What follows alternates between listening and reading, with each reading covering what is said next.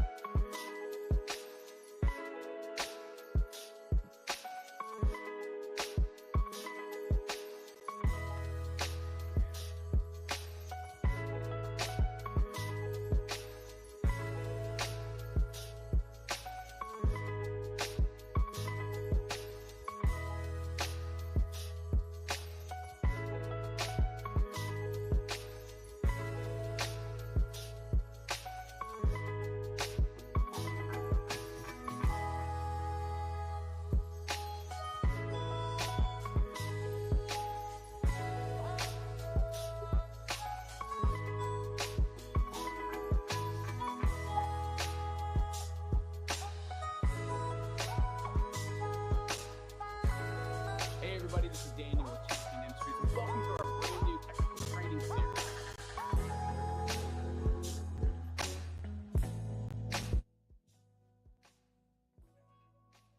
One of the things I wanted to start right out of the gate talking about is how to get in touch with us should you ever need any assistance, maybe parts identification, troubleshooting, how to replace something, whatever you need. Give us a shout at 800-858-4477.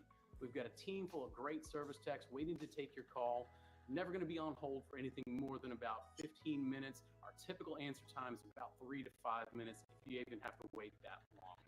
Another great resource for you is shoot us an email if you don't need immediate assistance, maybe just in the next half hour or so.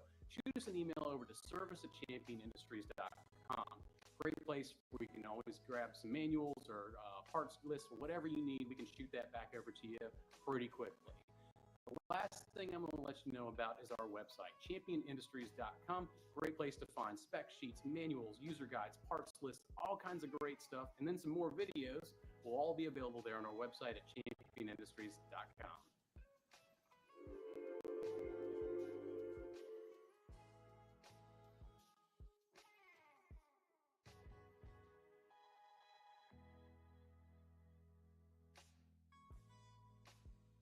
Welcome to Champion's Technical Training Series. We're coming to you today from the Ollie Training Center here at the campus of Champion Industries in Winston-Salem, North Carolina.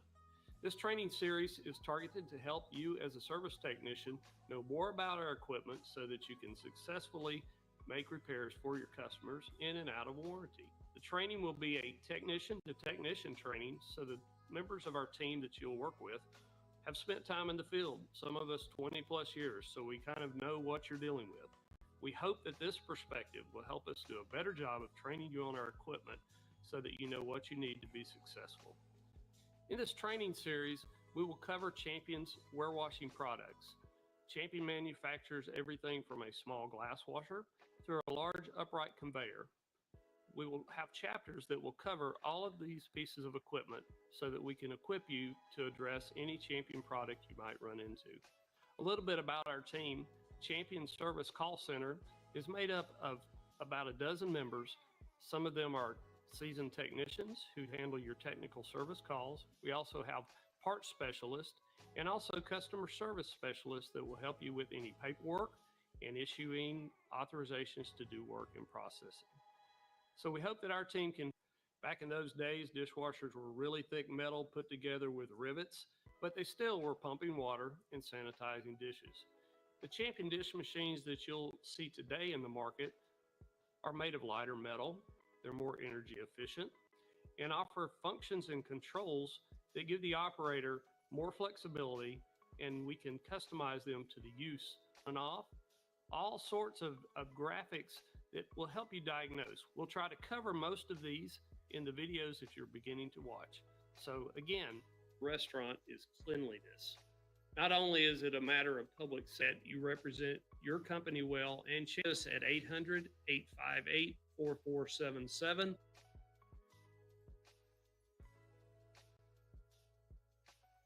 During normal business hours. If you're on an after hours or weekend call, we have a technician available. We need to make sure that you understand what our goal is for sanitization. NSF has set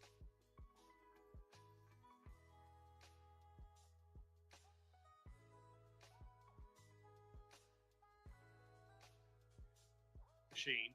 If it is a high temp machine, they are looking for a plate temperature of 160 degrees. It's very important that you understand how they test this.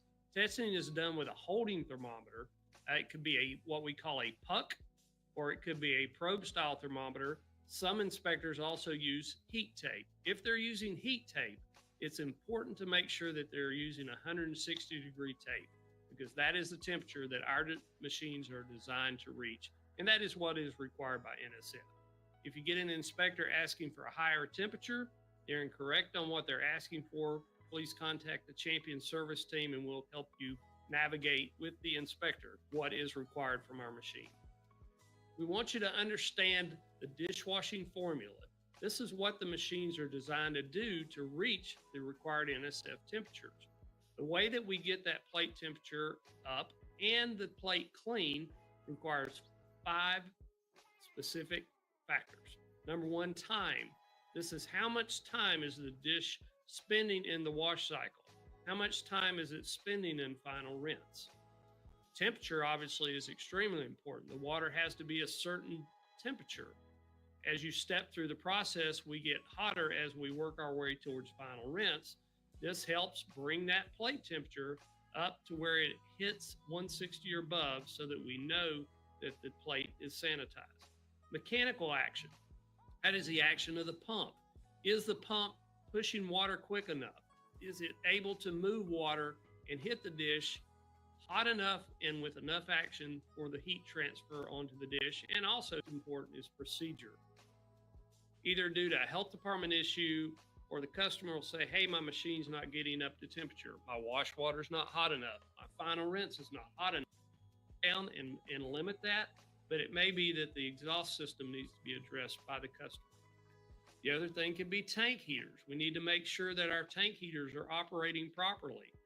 This can be done by simply taking an amp draw on a heater, a 3-phase heater. You should have even amp draw across all 3 legs. Also, you need to make sure that your thermostat is calling for heat and that you're getting power to the heater. If you have no amp draw and no power to your heater, you need to look at your controls. This could be a calibration issue, either on a mechanical thermostat or with our newer machines with HMIs, you can make the adjustment on the touchpad. Another simple one is, are the curtains in place? A lot of times the customer doesn't have the curtain in place. They've either lost it, the curtains are worn, or they're misplaced.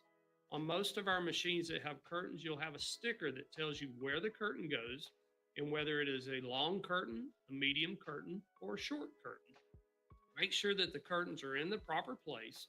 Also, our curtains are cut and baffled on one side. Your baffled side of the curtain should face the dirty end of the machine.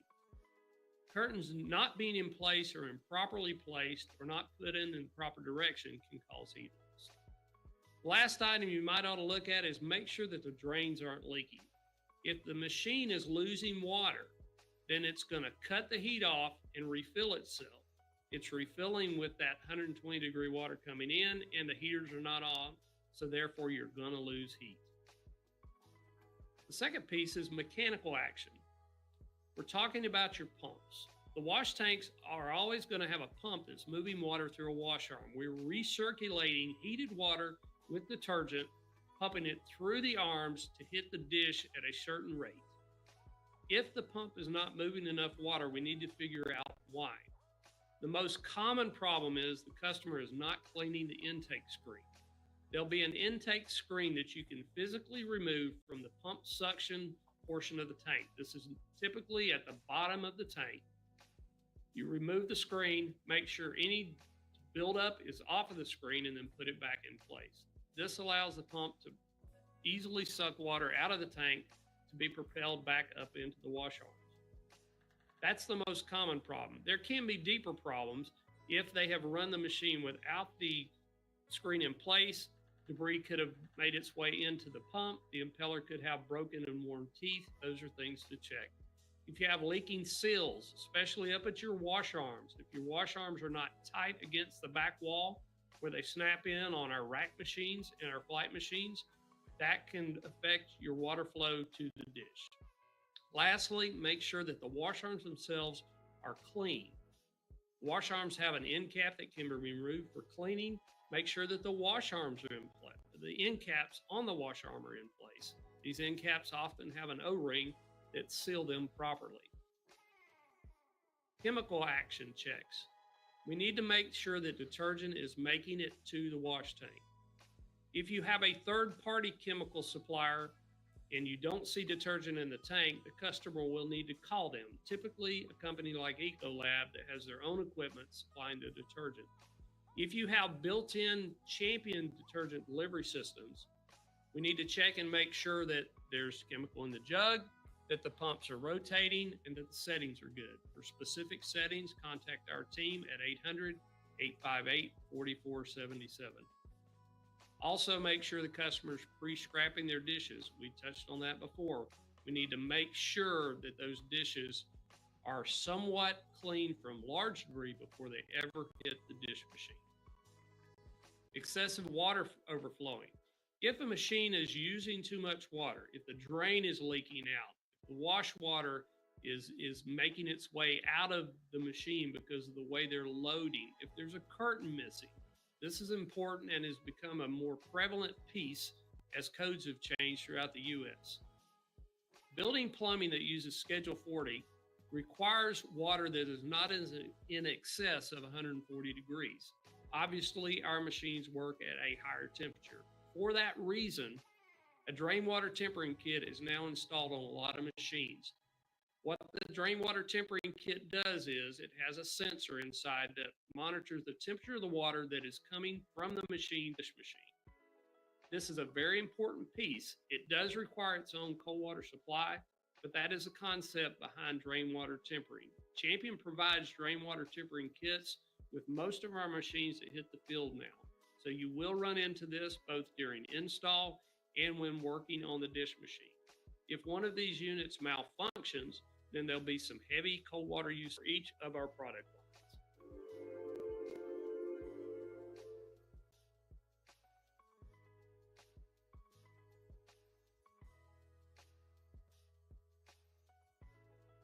Now they make you, this is the Champion app. Let me see what you guys got. Oh, these are all just me. This is the Champion training app. They train you on all the pieces of equipment. Just so we know, enter the name of the company. Yeah. you will have to register with Champion in order to get this app. It is a teachable app. Hey everybody, this is Daniel with Champion Industries, and today we're going to be taking a look at two of our different glass washer models here. You have different sections of this training app. One I've already completed, so I can go back and forth. So This we is a have the newer rotary module style that they glass put up. washer, and then we have our pass-through or conveyor style glass washer. This is Now, the we brand these under refresher. both the Champion and Moyer-Diebel names. So under Champion, this will be called the Champion CG, and the conveyor style one right here will be called the CG4, or the larger model CG6, and that's just a length change on those.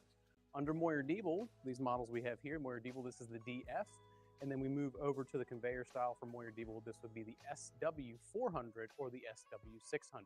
And the purpose of these products is just for glass washing. That is it. That is the only use for these products. No food. Outside of some kind of crazy usage that somebody may have cooked up for them. But it's all about high volume glass washing with these machines. So right off the bat, let's take a quick look at some of the information we're going to need from these machines when we ever go to service these or do any kind of preventative maintenance. So on both of them, unlike the under-counter dishwashers and some of the larger dishwashers we have, the data plates on these machines are going to be found inside the front door on all these. So on the rotary style, we can look just inside here. Underneath the load end of the machine here, underneath inside the door, we have the data plate for that machine. And then on the conveyor styles, same concept. You open up the door, and then we'll have that data plate just inside there. So moving on from that, that's where we'll find the information on those machines. Again, all your manuals, spec sheets, installation guides, wall charts, things like that. We always say to just jump on our website, www.championindustries.com. In the case of Moyer-Diebel, that would be moyerdiebel.com for those. And then, of course, if you need any kind of technical support, call in, a little bit of assistance, or even to look up some of these serial numbers if we're looking to see if there is existing warranty or any other information. By all means, give our team a call at 800-858-4477. Okay. No.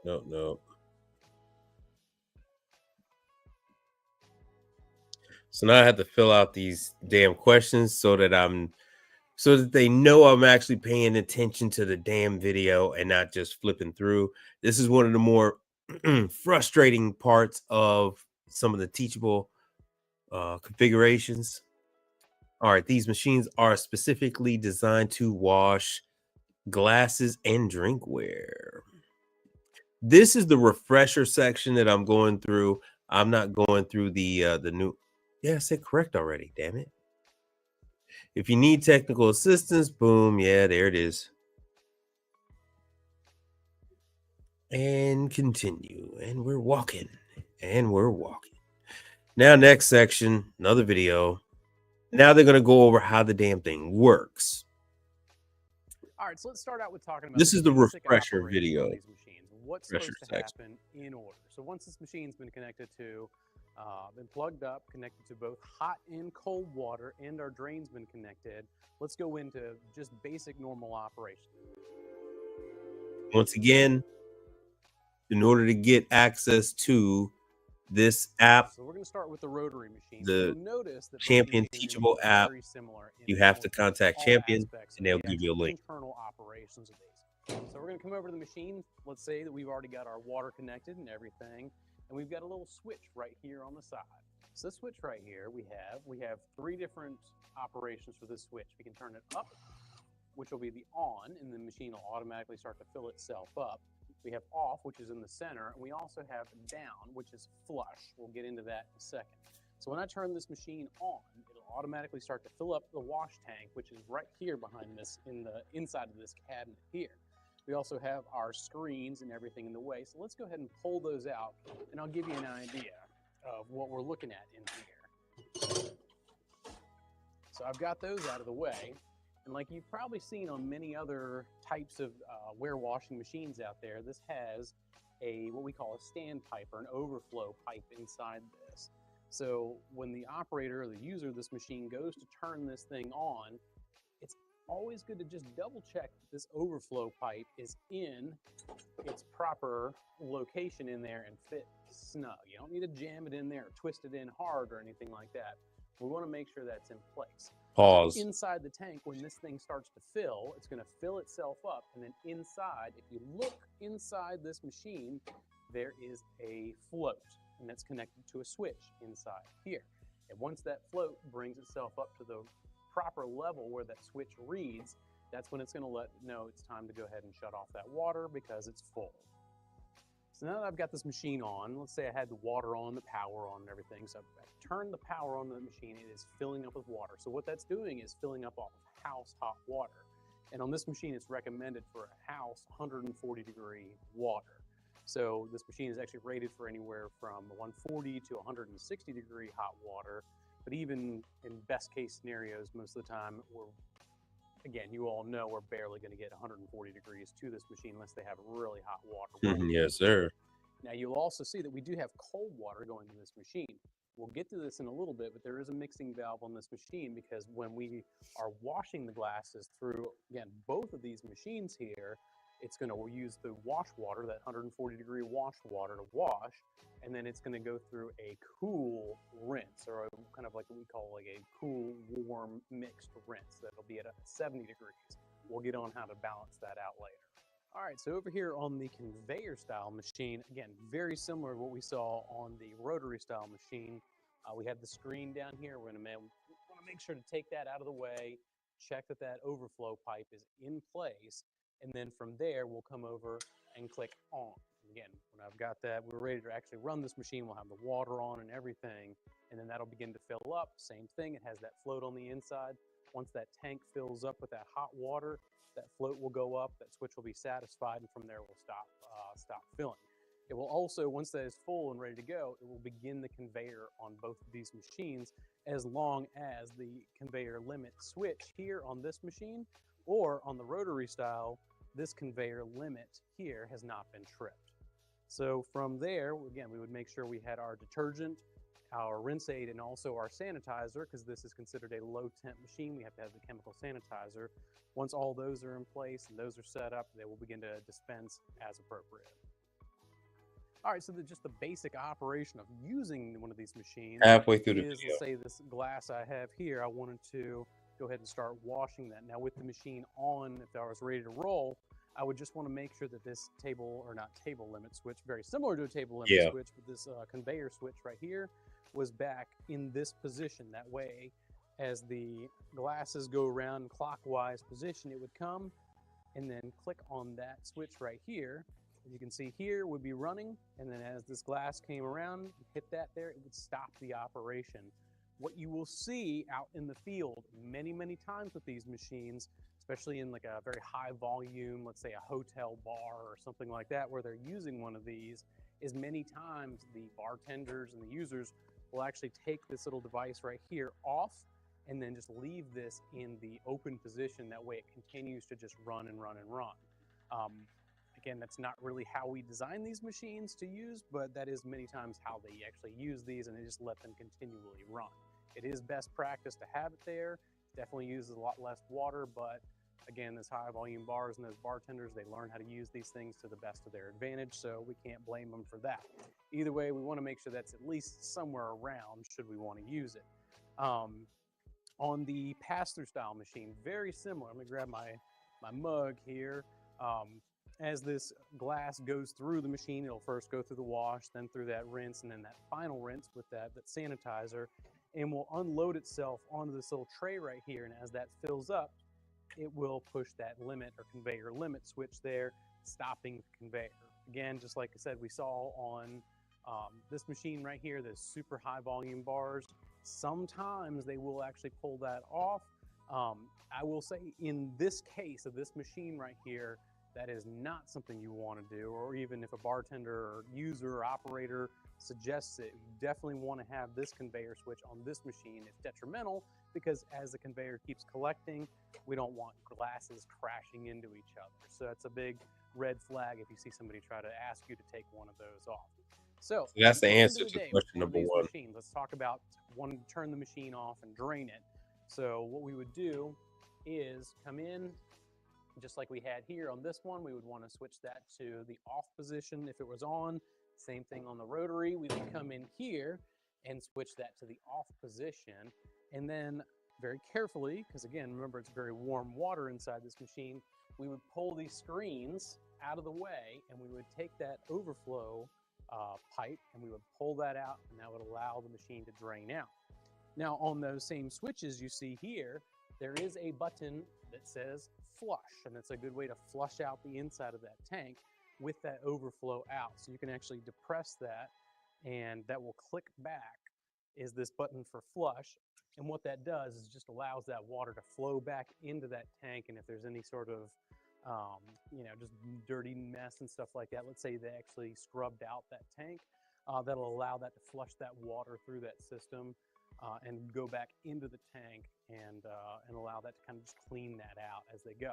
Same thing, remember at the end of the day, you want to always just make sure that that overflow tube is back in there. That way when they start the machine up the next day, they don't just turn it on and it continues to try to fill and fill and fill.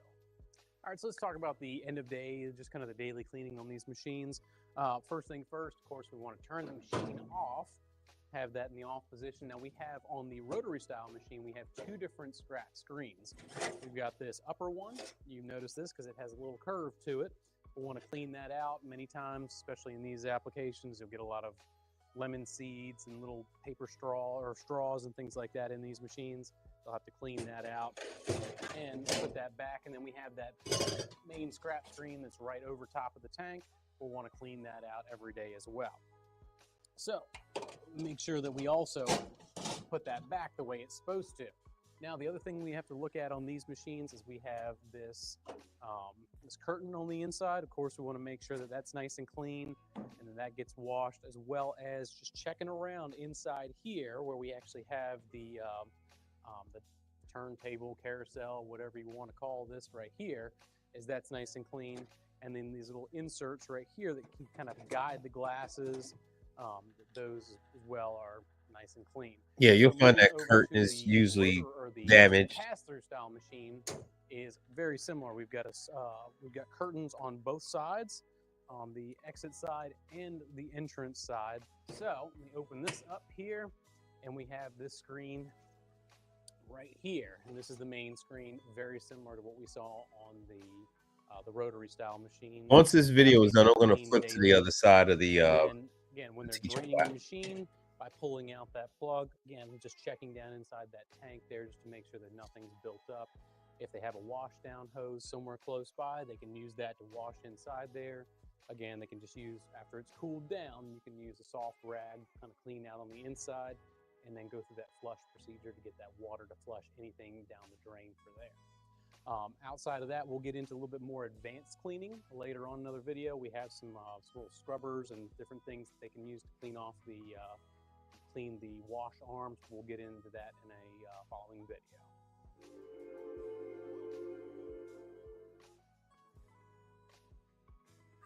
All right, now that that's over with. All right, let me just finish these little questions. All right, customers say glasses are cracking coming out of the machine. What do you do? Nope. What the hell? No. All right, so we'll adjust from thermal shock. All right, we'll go with that. All right, cool. I don't even remember that from this, but whatever. What does the flush toggle switch do? It'll drain the tank.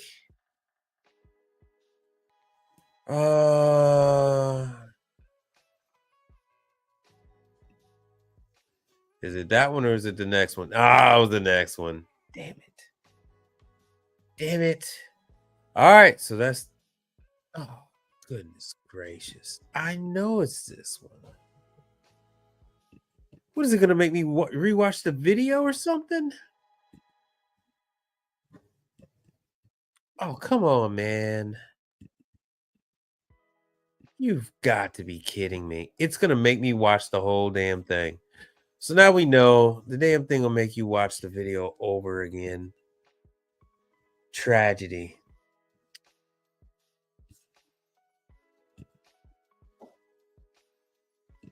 Let's see what they got for me. Memberships and subscriptions. They got me over there. Email me. All right. Okay, let me go back. I want to get out of it. Okay, good. We're in the rest of the section. So here's all the other training sections. What I was in was the refresher. So this is for the newest conveyor / rack section. As you can see, I've already completed these. They're in Chick-fil-A. Uh-oh, I didn't want to do that. They're in Chick-fil-A. So here's all the courses, testing for everything, resetting the booster, high limit. So it's Chick-fil-A.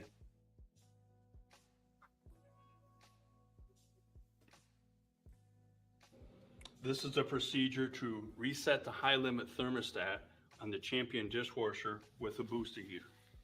Remove the screw that holds the front panel in place.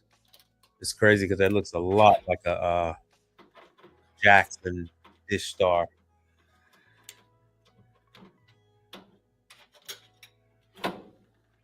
Swing the panel out of the way, and then you will locate the high limit thermostat for the booster heater right on top of the booster heater. 2 wire leads into it and a little red reset button. Dish star has it on Push the right. the reset button and it will snap, and then it is reset. Simply close up your panel, Tad down. power the unit back up. Easy peasy. Done and done. So they make you go through all this, all these different things. Uh-oh, I wanted to do the wash. Make sure that volume is up. Y'all don't have no questions, huh? Like I said, this is the unit that's in. I was gonna say this is the procedure to reset the high limit thermostat for the wash tank. Remove the screw that holds the front control panel in place.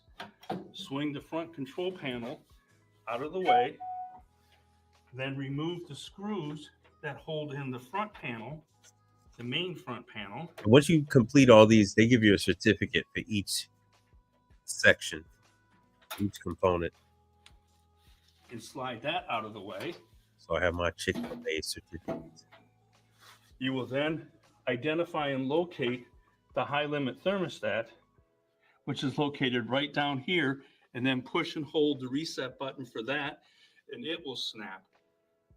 Put your panels back in place, turn your power back on, and you should be, and then check for proper temperatures.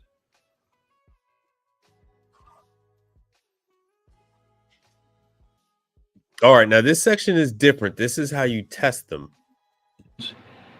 And it will indicate if there is an output for the booster heater, the light will be green. If you have a green light on the booster heater, that indicates you should have voltage to your solid state relay.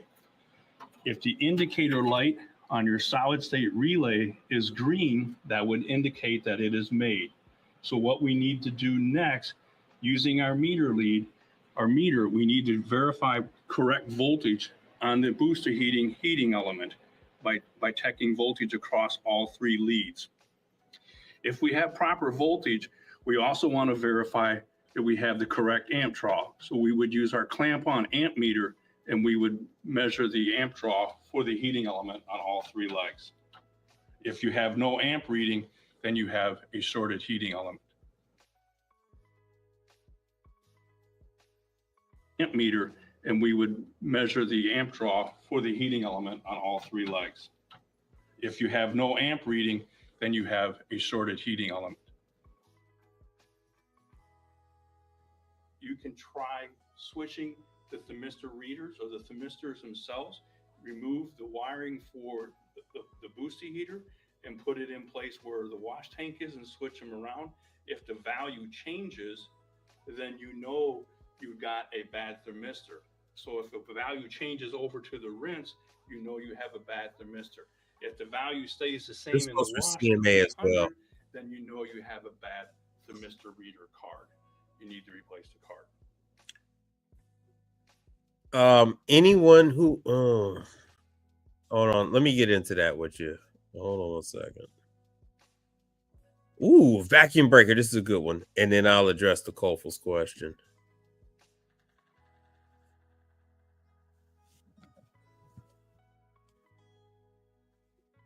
This is the procedure to repair a leaking vacuum breaker. You can either replace the vacuum breaker or you can install a new vacuum breaker repair kit. Remove the screw that holds the cap on. Oh, Make sure your water supply is shut off. And you would get a wrench. You're gonna need you would loosen up and remove a meter, the cap, wrench.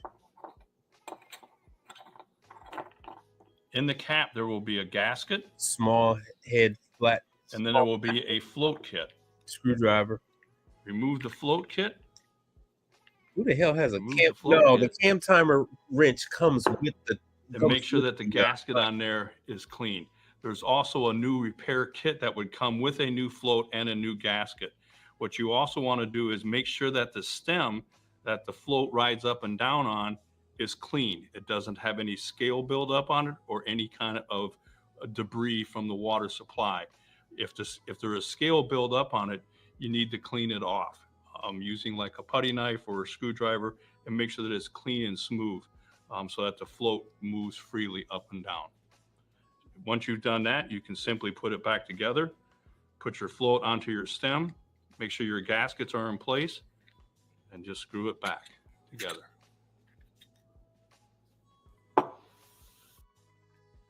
Okay, so let me address the two of the questions. Let me go back here. All right, for which brands do you need to attend in-person training to be authorized to repair their dishwashers? Let's see here. That's going to be, just because you go to their class doesn't mean they're going to make you authorized. That is completely up to them and their need in your market. This is an extremely guarded business. You can work on them.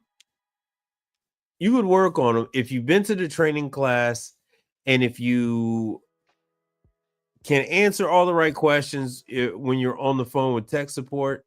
They will allow you to service the unit if it's still under warranty. Warranty on commercial dishwashers is only a year. Some are even less than that. The likelihood that you within the next 5 years are going to run into a dishwasher under warranty is like 1 in 100 that you would ever even come around a unit that is under that new, that they would even come to you for that. So that's not something that this point in the game that you would have to concern yourself with. CMA doesn't have any classes. American Dish doesn't have any classes. Let's see here. Jackson has in-person training, but they don't do it for entry level. Champion kind of will take you from start to finish. The only one that would basically make you authorized guy after you finish would be I was going to say Rationale, is going to be Myco.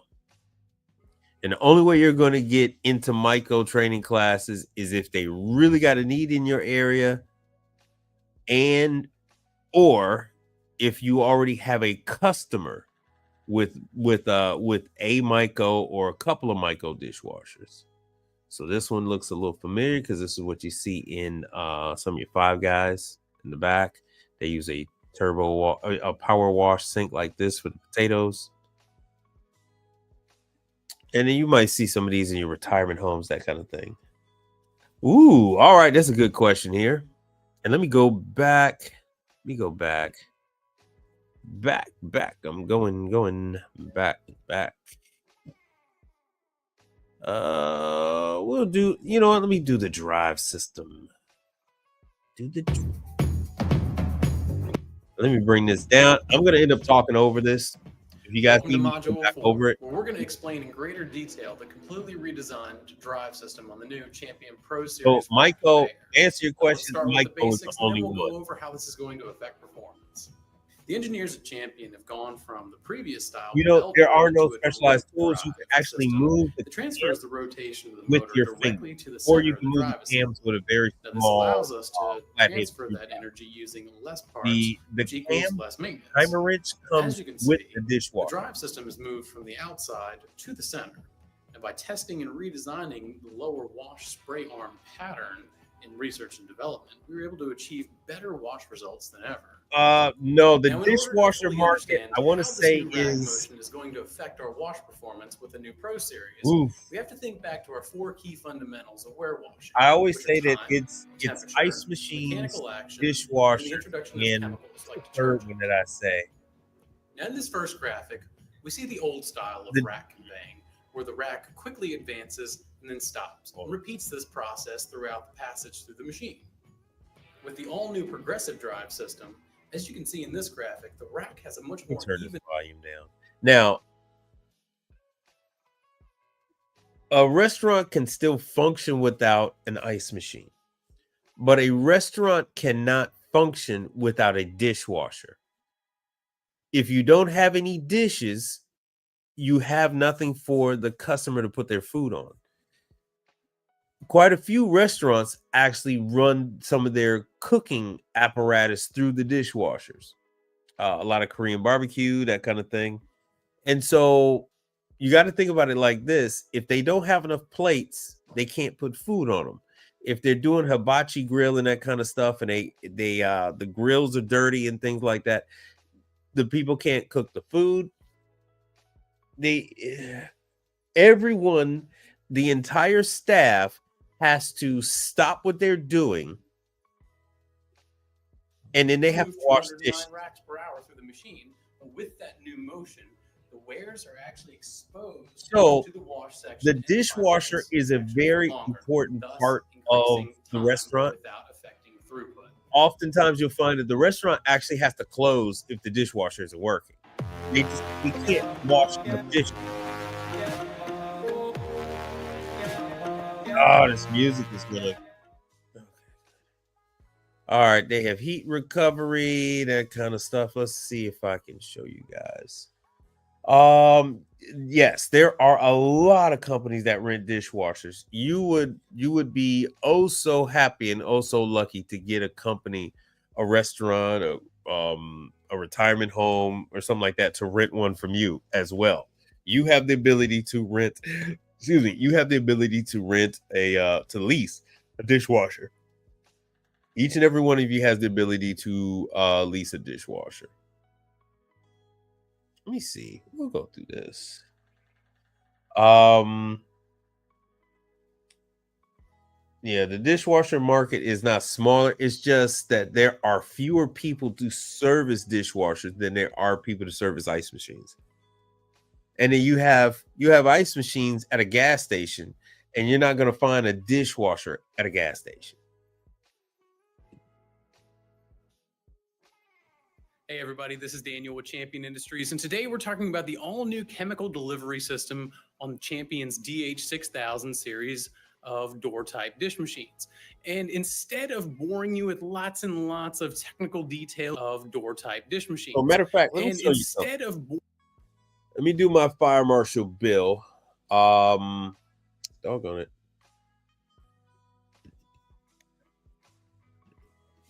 So these are the dishwashers for the brand I was telling you about. This is Champion. As you can see, the dishwasher is $5,000, $6,000, and it just keeps going up. $7,000, $8,000.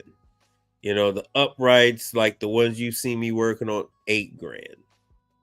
You get to the high temp. Yeah, that's a high temp. 9,500. This one right here is $9,000. Ah, stop it. Sorry about that. So $9,000. So the one you're seeing, the ones at the bars. So the vast majority of liquor serving establishments that get people inebriated, you're going to see the glass washers. Maybe not ones this big, but those are, those are 17 grand. The ones you're really going to see, especially at all your the hotel bars, they have this one. This one is 9,600, almost 10 grand for a dishwasher. Yeah. So when they don't, your bar has, and especially at a hotel, they have the bartender clean the dishes. So the bartender will serve the drinks, whether it's coffee or liquor, and then they'll take the drinks or the mugs and then they'll put it in the dishwasher. And it only takes a minute, and then when it's done, they put the glasses back. So once again, you have a situation where they don't have enough room or enough time for somebody else to come in there and wash the dishes, and they make the bartender do it all. That's part of their duties. And you see, like one of my favorites, that's a rack, the conveyor type of 44. That's 27 grand. This is all before install. Here is the pots and pan washer. This one isn't is this even? No, I don't even think that's even made by Champion. I think that's made by this company in Florida. That's 35 grand. So your bakeries, your universities, cafeterias, that kind of stuff, they use these. Once again, here's one of my favorites, but that's a 54. The 54 stands for 54 inches. So 44 is 44 inches. That's a very common one. And then you're going to go up to the 60. Yeah, that's the 66 Pro. So that's 66 inches. Here is the more common pots and pans dishwasher, which is your and it's even in the name, it's the 20. So it holds 20 pans. And for the life of me, I cannot think of the company that actually makes this. It's not, they make it for Champion. So in the case of Myco actually makes their own pots and pan washers. And so the Kofel says a lot of companies rent the dishwasher. So there's nothing that says that those companies that rent the dishwashers can't hire you to do the service. And so here is a 76. Not as common, but it is, as you can see, about 60 grand. And it goes on and on and on. We keep going. This one is, I don't see this one as common, the 36 inch pots and pans washer, 60 grand. So this is not a cheap thing. Now let me jump into this. So let me show you. Oh, this is more Champion stuff. Here's a troubleshooting guide. This is on their website. They have tech support over the phone, plus this. So the Kofel, when you get a high school, a grammar school, a university, they're not in the back washing the dishes by hand. When you have a retirement home, a assisted living, a memory care facility, they're not washing dishes by hand. They're using a dishwasher. Golf course, they're not washing dishes. They're using a dishwasher. So they have the manual. They have tech guides for everything. All of these units, and let me do this. We'll go Champion Industries, and I'll go wash motor. I should have said like wash motor for sale. Anyhow, when in doubt. So, and this is Zorro. This is one of the cheaper prices that you're going to find. The pump, which doesn't go out that often, you're looking at $1,558. Well, $1,559, really. So, as you can see, the parts are not inexpensive. Industries, door limit switch. So this is a little more reasonable. So, and this is the Zoomy supply that I use. Just got a part from them today. $224. $224. This is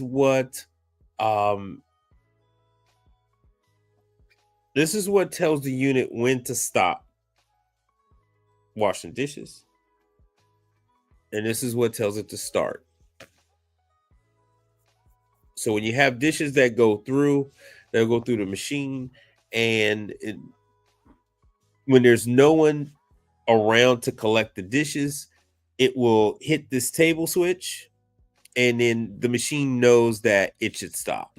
This part right here is what you typically find on an upright rack system.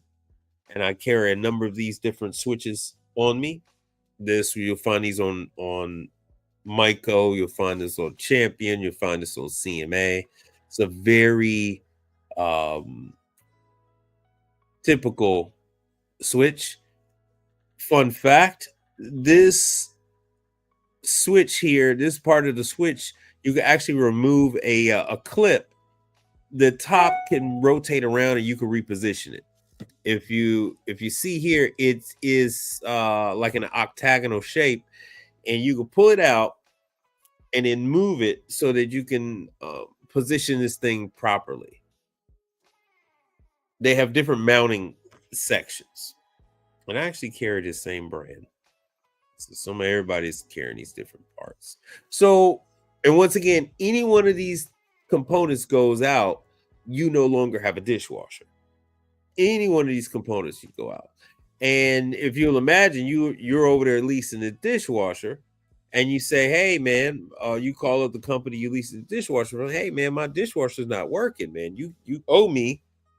I need a credit for this dishwasher. I need you to fix this dishwasher within 24 hours, or I need you to get me a new one.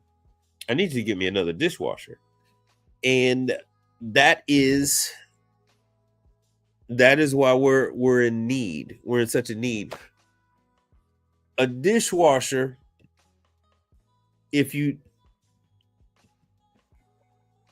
do not have a, let me see if I'm back on it.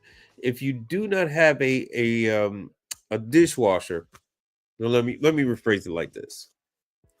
If you do not have an actual machine to wash the dishes, you're going to need 1 to 2 people to manually wash dishes each shift.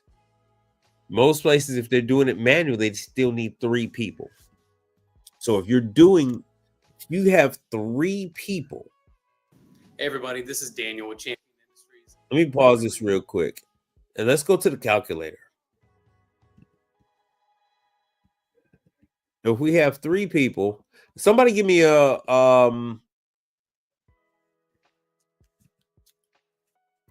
somebody give me the average hourly wage.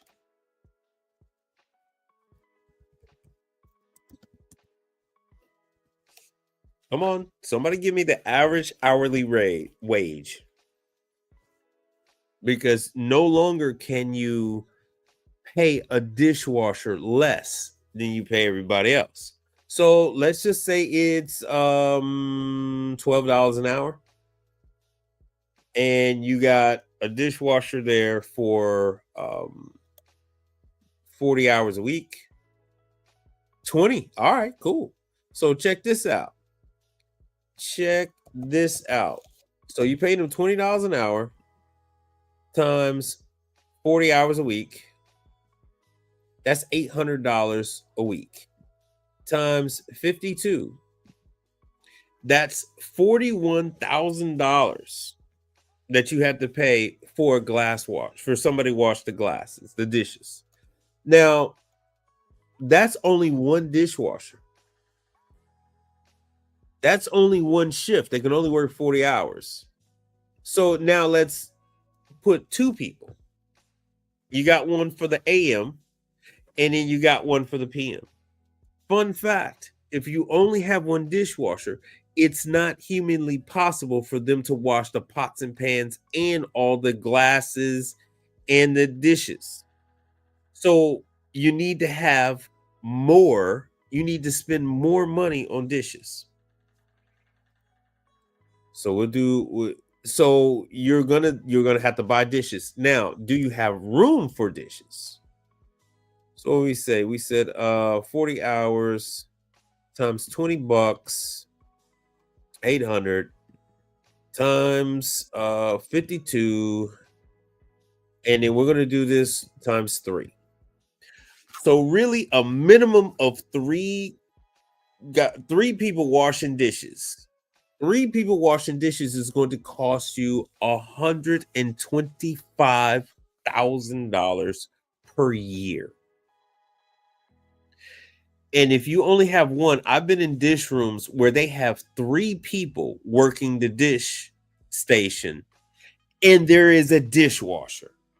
That's how much volume those restaurants go through.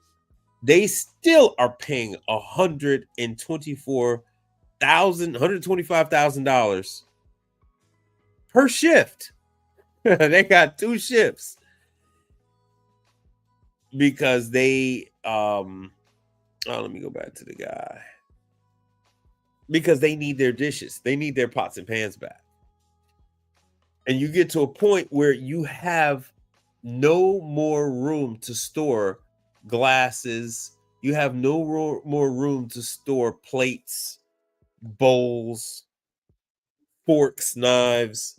You only have so much, because the other trade-off is you got to have flour, you got to have rice, you got to have all these other sugar, corn, you got to have pepper, you got to have all these other things. So this is a very important part of the business. Now, this is a newer thing, and I say newer like it's been out for a decade now. This is a newer thing called the ventless recovery.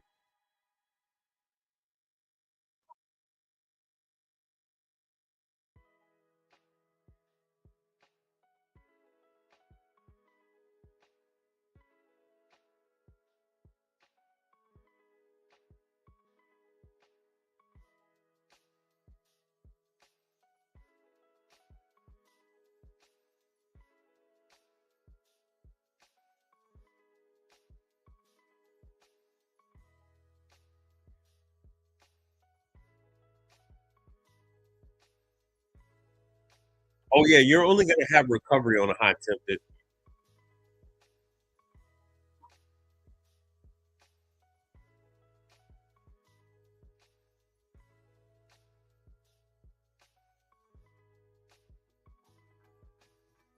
So the final rinse will go on again. It's continuing to build heat, lots of water vapor, steam in the air.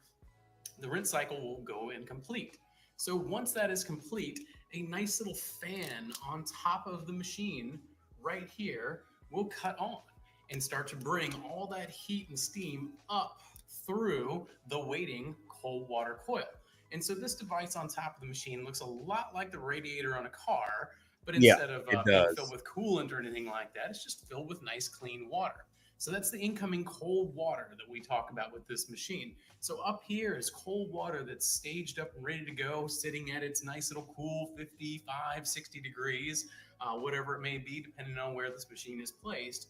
So once this fan kicks on, we're going to bring all this heat and steam up, bring it directly up from the wash chamber over this cold water coil. And 2 things are going to happen.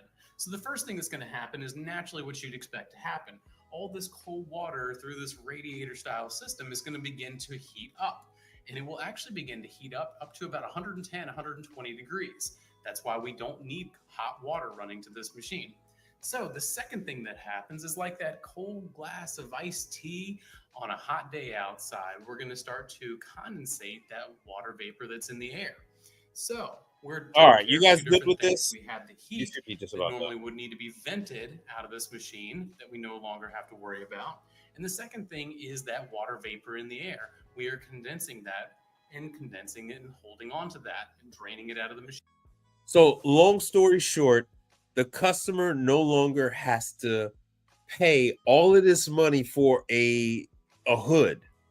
So now you can install a high temp dishwasher anywhere. You don't have to worry about recovering the steam and all that other stuff. It's all contained within the machine. We'll touch on a little bit of this nudity. We'll touch on that.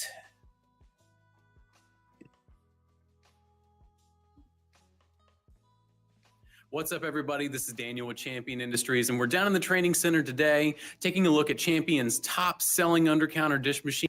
Their training center is in North Carolina. They're part of the Ollie Group. In the UH130B, we'll take a quick couple seconds and take a look at the UL, being the low temperature under-counter dish machine. 130B, we'll take a quick couple seconds and take a look at the UL, being the... So this is what the classes used to look like. But like I said, you're going to go there and it's not much hands-on with these classes. All right. So Sammy said, what would be a symptom of a bad vacuum breaker? Oh, now this doesn't matter if it's all right. Doesn't matter if it's a Champion, if it's a CMA, if it's an American Dish, if it's a Jackson. What you're going to end up with is you're going to end up with a waterfall. The UL 130B, we'll get to that in a little. You're going to end up, and it doesn't matter if it's a under counter. It doesn't matter if it's an upright, a flight. Doesn't matter if it's a conveyor. You're going to end up with the water goes into the vacuum breaker, and then it comes shooting out. It comes shooting out of that damn vacuum breaker, and all it is just a little baffle. All it is just a little. It looks like a little buoy, pretty much like those little, when people used to have a floater when they used to fish back in the day. That old school little floater. That's what it looks like. Let me show you. Thanks for the question, by the way. Saving me from this. That is the number one thing that you have to change is, let me get my glasses on, is a vacuum breaker. And by the way, Champion, none of the manufacturers make their vacuum breaker.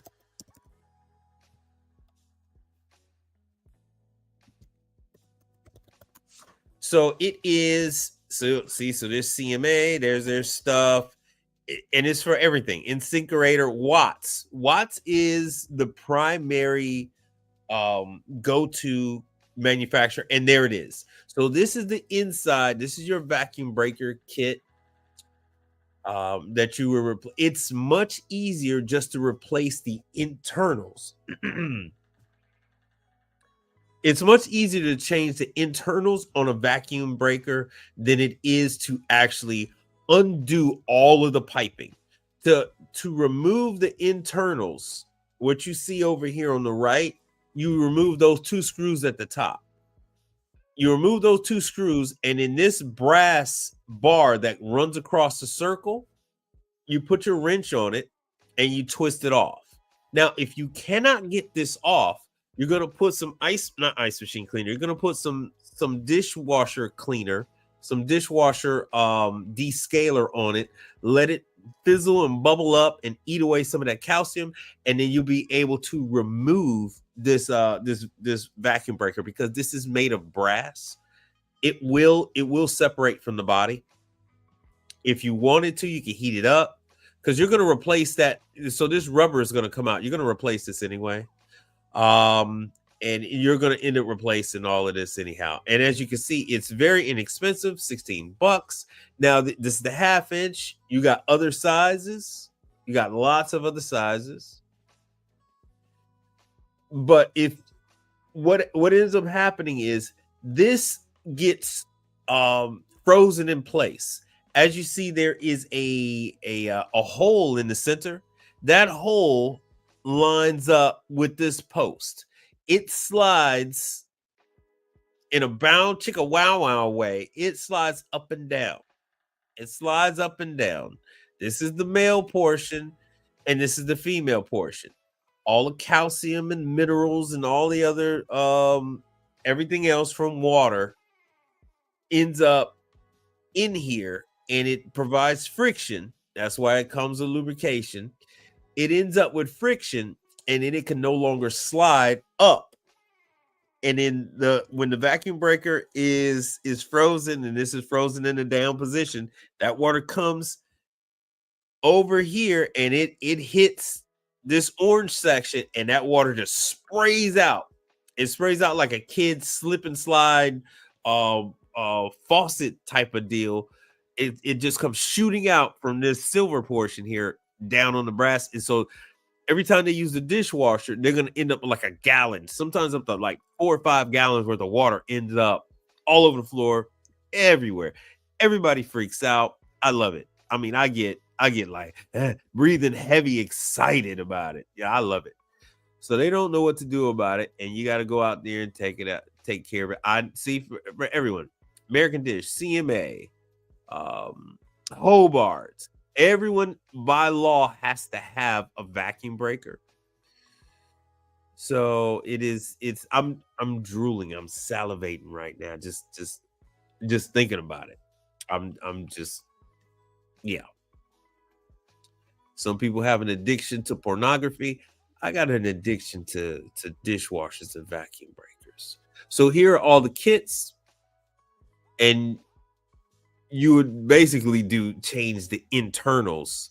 You're not gonna trust me. It's gonna be some of these vacuum breakers. I mean, dude, I don't know how you're gonna get the damn vacuum breaker off. Be honest with you. I use my cheetah wrench by Milwaukee, and it has extra long extension to it to give me leverage in case I did need to take some things off. But here's the vacuum breakers, and you just really want the internals. Every single machine has a vacuum breaker, and every single one of them, you're going to need to replace that. You're going to need to replace the internals. That's all you do is you change the internals. There's nothing special about it. Oh, Apollo makes one. And see, that's for Hobart. So Apollo makes one for Hobart, but these are all interchangeable. All you need is the size, whether it's 1/2 inch, 3/4. Come on. So that's all you need. Now, let me see here what this other question is. Let me go back, going back to Cali. Now, so for Samuel, once again, if they got like 5 gallons or a gallon of water that comes on the floor every time they use the dishwasher, and you'll see streams of water coming down from the vacuum breaker. So it's something that needs to be cleaned. You would do it as part of your PM. All right, so now the Kofel. You say, compared to ice machines, cleaning, repair, would you say dishwashers are easier to get into for a beginner? Oh, let's see here. Would I say it's easier? All right, now this one does depend on your gift of gab. This one is going to depend on your gift of gab.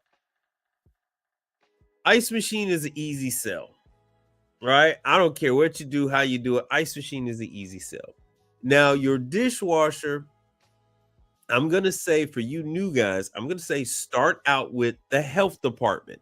Go through the health department listings, find out who's been dinged on the dishwasher. Let me see here if I show you my damn pictures. I don't think I have any. Yeah, I don't think I have any. Okay, I don't. Whew. I want to make sure I didn't have any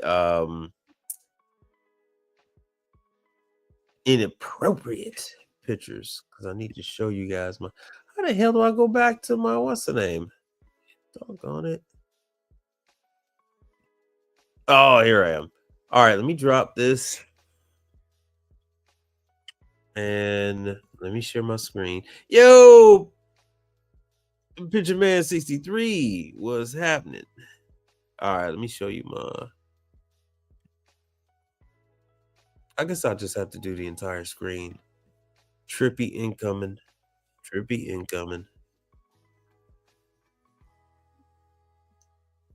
I've been getting slammed. As you can see from this, I've been getting slammed. Oh, some of you guys don't realize, yeah, the average person that looks at my content is 45 to 54 years old. I got a couple people that are 55 to 64, and I have a few people that are 65 plus. But the vast majority of you all, we're all the same age. We're all, 48, between 48 and 50. is about the average of what we all are. But anyway, hold on one second. Let me go. All right, so dishwashers. All I've been doing is freaking dishwasher all day, every day. So once again, they were scared. This is another one. Yeah, this is another one. So he's scared to death the health department is going to hammer his. He's scared to death that he's going to get diddy. So here, what you can't see on the right is he had a tankless. Where this towel is, he had a tankless water heater here. He is in violation. What was over here is where he has that puck. It's a round device that records the temperature. He is not getting hot enough water. But whatever. I actually signed off on this unit years ago. He's in bad need of a preventative maintenance. So I got to do a lot of work to this. I've been stalling on him. He's had using that dish soap. They've already had to do work on this thing. He's going to have to switch over to me. I'm just going to have to hit him with that Suge Knight. Like, look, man, you're going to have to switch over. Because this soap that SSDC or SSDS is using is killing the machine. Oh, that was for somebody else. This is an R600 unit. I'm probably going to pick up this unit.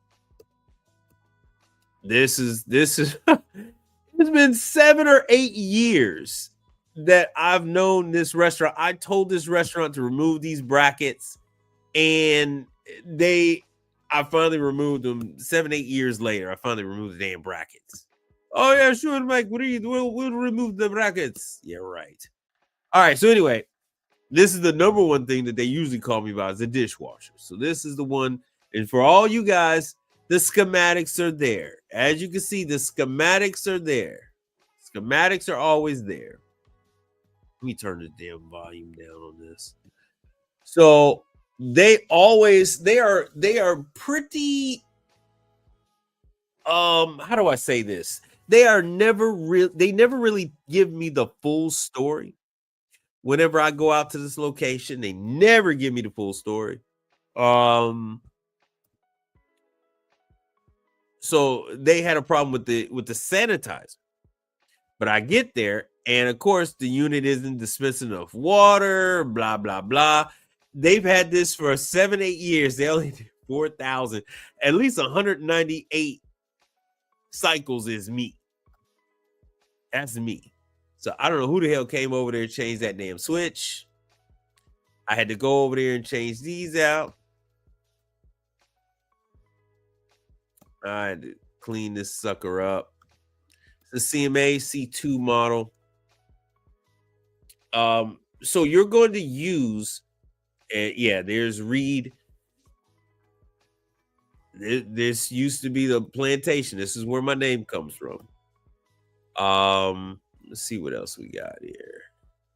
All right, so I gave you guys a video of that. That's my daughter, her birthday.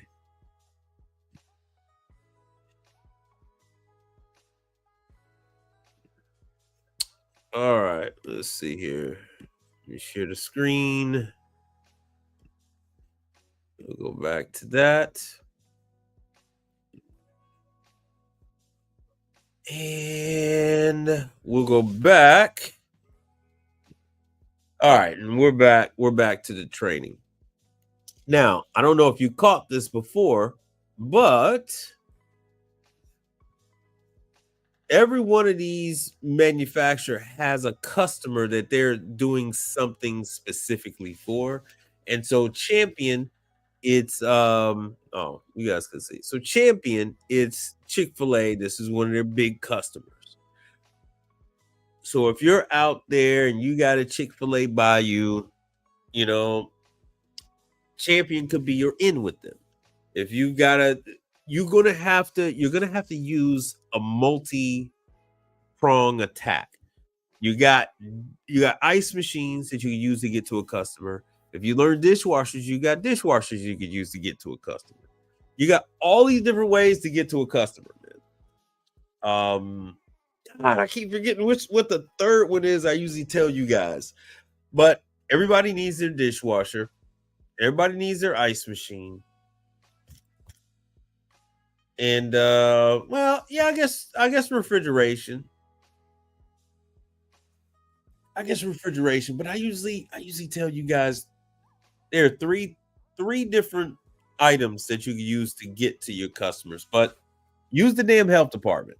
Like even when it's a Chick-fil-A. So Chick-fil-A is either gonna have a Hoshizaki ice machine or they're gonna have a Follett ice machine.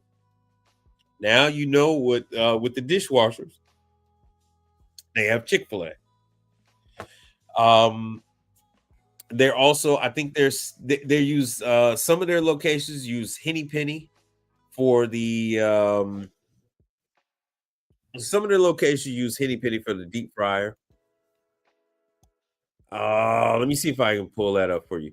Anybody want to see what else I got with?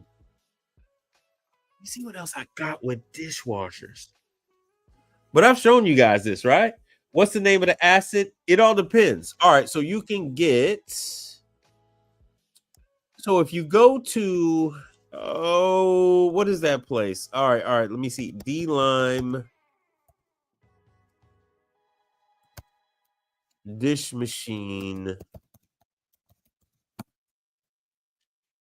So I'm a Spartan guy. You can go with Spartan.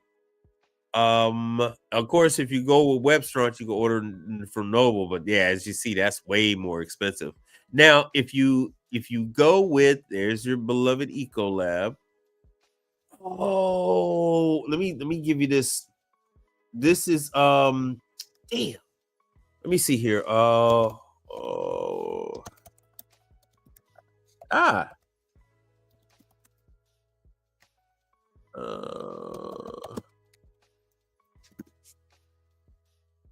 JKS, Apex, Gordon's food. Let me go with Gordon's. Gordon Food Service, dishwasher, delimer. Why the hell is this not coming up? Okay, you can order from A&E Active Elements. This is a two-brother operation. Do not buy this quality chemical. I had to change my mind about this. Quality chemical is no good. No good. Oh, you guys can't see the browser? Oh, sorry about that. Thanks for letting me know. All right, there you go. Gordon Food Lime Off Delimer. Let me see if it's going to show it to me. So so this is what I use. I'll go running to and they are switching chemical companies. They're no longer using Array. But I go to Gordon's. I understand Gordon's is no longer in Chicago, but as you can see from the top, they still have them in Fort Lauderdale. You do not need an account to shop at Gordon's. So you can go to Gordon's and you can get the delimer to get it. This is the one I usually get, is this bluish greenish one. That's the one I normally go and get. And it is, I don't think it's 25. Yeah, it is $25. I bought two of them the other day. When I did that one dishwasher, I did two of them. Let me see here. Let me pull up the pictures because I got some pictures. Did anybody see the pictures when I did the dishwasher at the bar? Oh, let me see here. I got yeah. I got some more. Hold on 1 second. I'll show you these.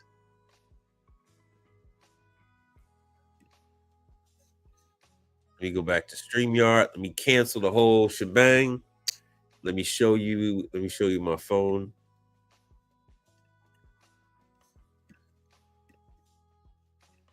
And then we'll go back to my pictures. And then you can see here, because this was all, what date was this? Yeah, that was the 9th. So this is, I ran out of the chemical solution that I really, really like to use, which I can't tell you to use. But yeah, this sucker was a mess. This sucker was a mess, man. So it was all the roof of it, everything was all scaled up. Everything was all scaled up. Everything. This thing was a hot mess. I had to do the bottom, these are the spray arms. So you're gonna have to clean those out. You could take a drill bit, real small drill bit. You could take a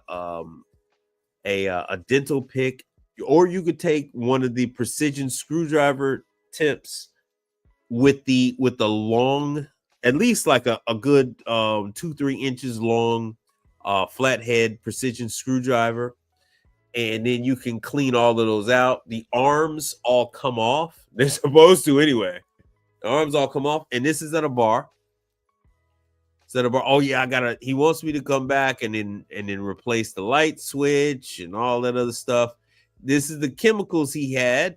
And so he was getting those chemicals from Restaurant Depot. And after it caused all this damage to his machine, he's switching over to my chemicals. So I have to go back and do that. And I only charged him $750 to do this. So this is what that sucker, this is a steamer. This is a different unit. But yeah, I just been doing nothing but dishwashers. And this is one of the tankless water heaters that the guy had. I was looking at that. I said, man, I might have to put that in somewhere, because I think it's 110 volts, isn't it?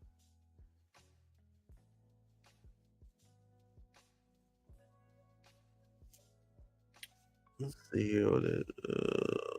40.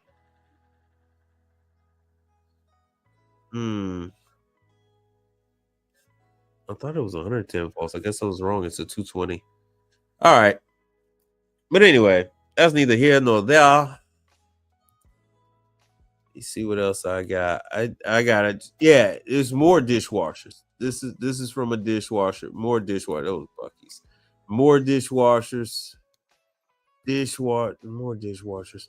Here's I went to my local baker and I signed up with Hoshizaki for my Hoshizaki class. So this is what it looks like in the flesh. So you go, where's the credit card reader? The credit card reader's over there. You pay them your money and you're done. It's over with. Oh, I did my Dr. Pepper. I did the Dr. Pepper on the 7th. Change that compressor out. He's rocking and rolling. There it is. There it is. Up, see? Yet another one. This is one that I did live. This is at a Hilton. See, nothing but dishwashers. Every freaking day. I'm seeing dishwashers in my sleep. This is what I was so tired. I misdiagnosed this contactor. I didn't realize that the contactors that I had, contactors that were my truck stock, were actually 220 volt coil contactors. I'm trying to put 220 volt contactors on there. I'm just gonna say it. The bastards had used stranded wire. They normally use solid wire. They use stranded, man, and it gave me hell. Now this is the cam timer. I'm sorry I don't have a better view from it. It's on, this one was 120 volts. This was one where they had, it's supposed to be 120 volts. And the electrician wired this damn thing up to 212 volts. That was the incoming power. Oh, excuse my dirty fingernails. The chemicals are okay. This is from my friends, my people. Like I said, just dishwasher. Once again, a bar. Everybody has to have a dishwasher. Everybody got to have a damn dishwasher. I'm going to cancel this. Let me go back.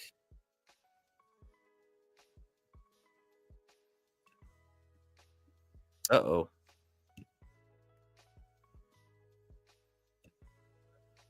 How the hell do I go back? Huh, that's weird. On my phone, not on my phone, on my screen, it don't show anything. Now, any other questions? Any other questions you guys got?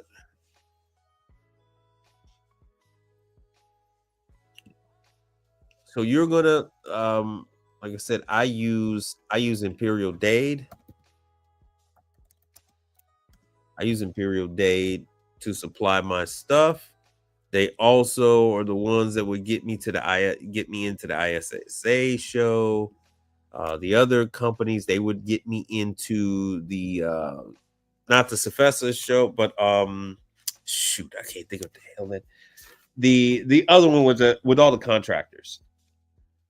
They would get me into that. So I use one account to get to another account. And you say, hey, why would they want you to, let you go? Because they would they basically are going to show you off. If you contact if you go to the Rhythma show, and let's just say Onera has you go, or Conap. When you show up, they're going to go ahead and parade you on over to their customer, to their clients, and say, hey, this is one of our technicians, this is one of our vendors in such and so market. They take care of your so and so place. And so it is just this whole circle jerk that happens. So you're looking for something from them, they looking for something from this other person, and that's just how it goes. So they put up those numbers, paying $1,000 or something like that to go. But this is all about making connections. It's all about making connections. So if you're running these calls, part of the benefits that you get for running these calls, whether you do 1 a year, 2 a year, whatever, is that other doors get opened for you. Other doors will open. So here's janitorial supplies. They have cleaning supplies and whatnot. See, warewashing. Everybody got warewashing stuff. Pots and pans cleaner. Here we go. Dish machine. So here's some dish. I've never heard of Victoria Bay, but I'm a Spartan guy. Actually, Spartan opened up my account with Imperial Dade. So, like I said, I'll just do this. Restaurants. Violations. I think I was trying to find out something with Clear Lake, man. Clear Lake was giving me the blues. Clear Lake was giving me the freaking blues trying to find their stuff, man.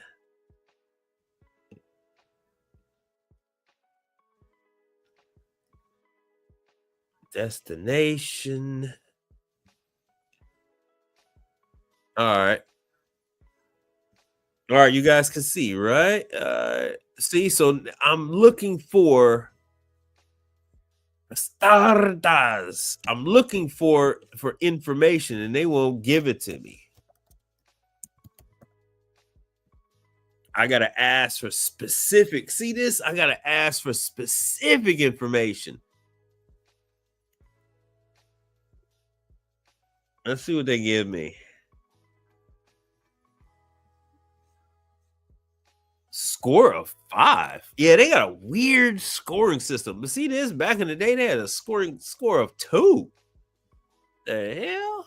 All right, so they haven't been there in a while. They're due for another inspection.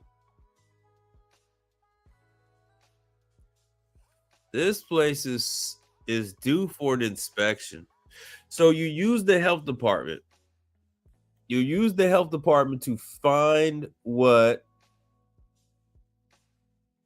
Let me just go back. Let me go back, because if I do something else, these people are gonna mess me up. All right, so let's see here. Business. Country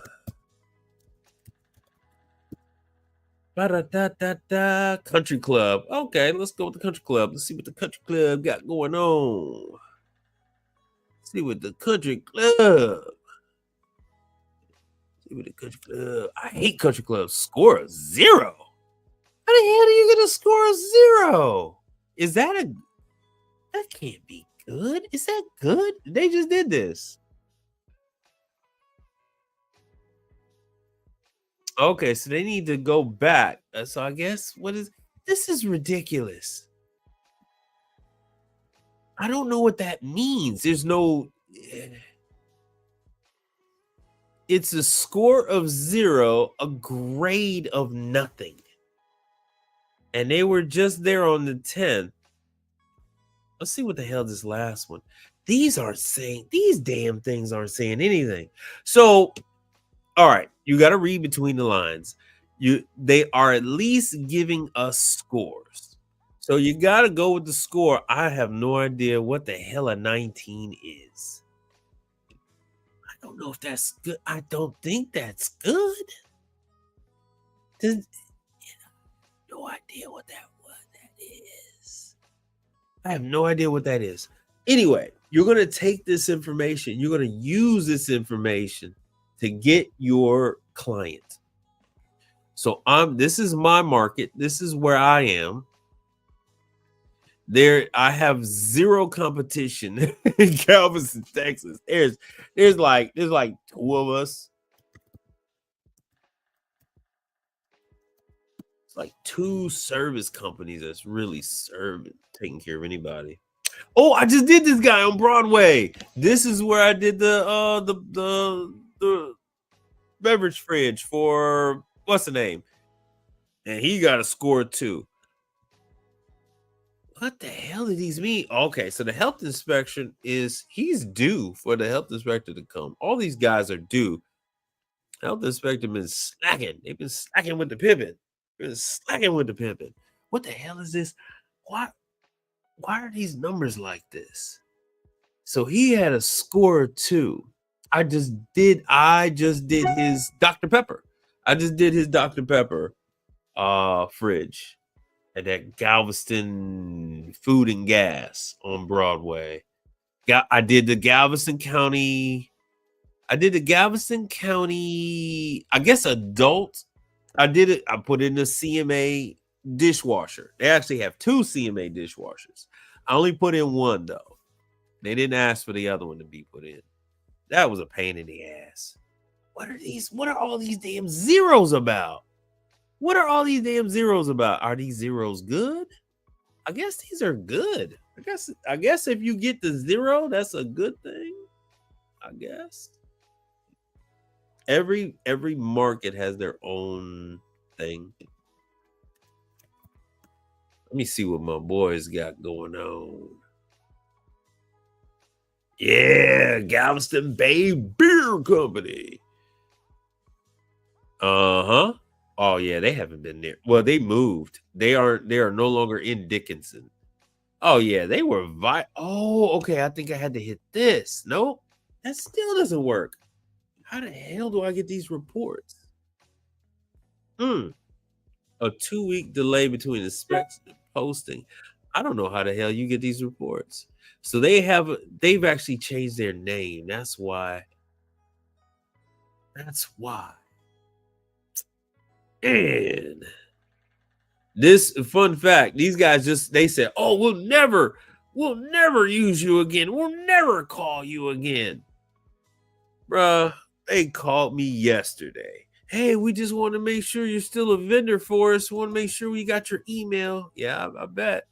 I knew it. I knew you'd see it my way. No, not really. It is still telling you pertinent information, right? So you know that the health department's been out, and especially if there's issues. So this is not a good example. This is what I got to work with, but this is not the best example because we don't have an actual report. They're using some dodgy number system, but still, if they got, I guess the higher the number, the more issues they have.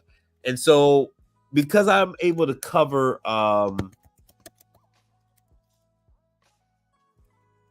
restaurant violations, Sugarland, Texas.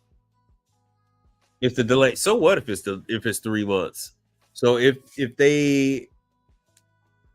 it's someone who is a violator. All right. If how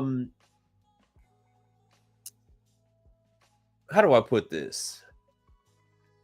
If your wife spends a lot of money and you tell her stop spending a lot of money, you need to save your money, she might stop spending a lot of money for a little bit, right? She might stop. But then what happens? She starts spending money again. People are creatures of habit. If they did it once, they'll do it again. If they did it once, they will do it again.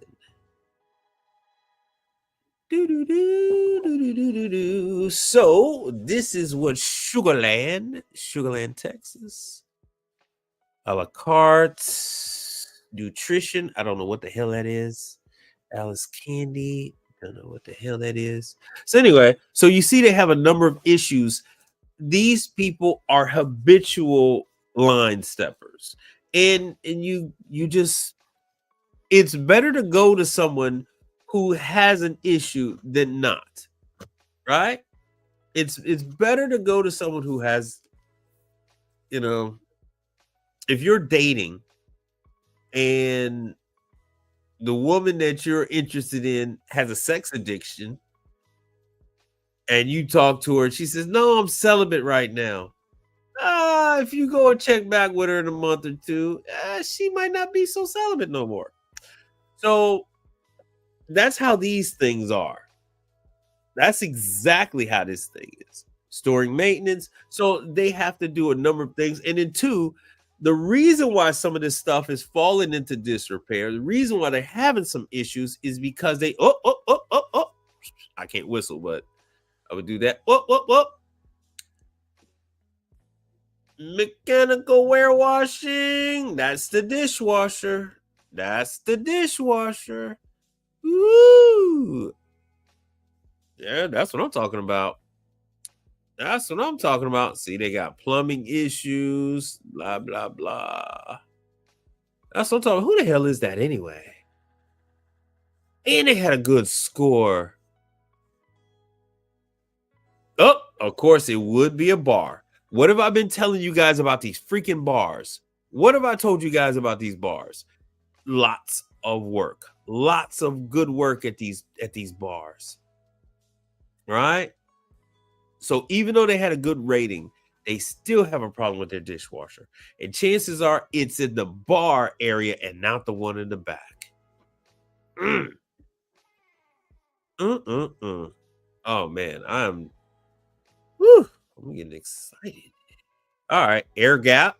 There's your vacuum breaker. Something about an air gap. And and backflow prevention. Woo! Sanitizing. Sanitizing solution. Oh yeah, hand sinks.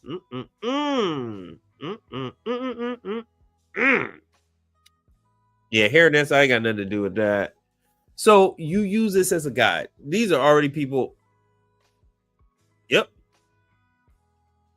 So dispensing of detergents. So once again, you have issues. What is this? Drain board. So all this is the sink. Where is this?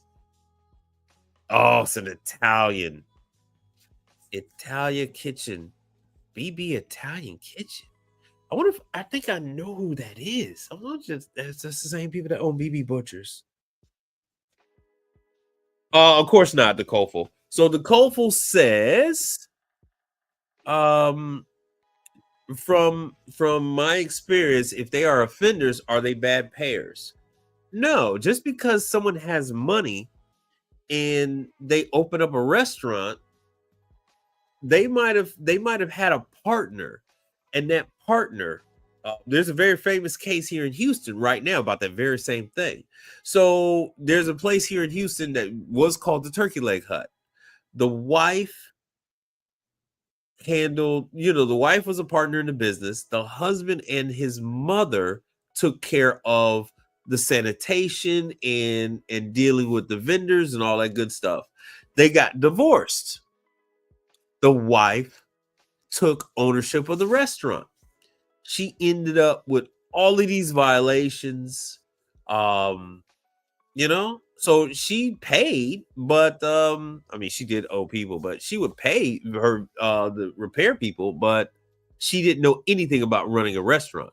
You will find that with family members.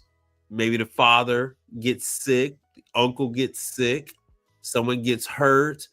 Maybe they got to go away for a little while. They got to go. Mom is in the an assisted living or something. We got to go take care of auntie. This question, that's a good question. Trey said, why would they say they wouldn't want to call you again? This is a very common thing.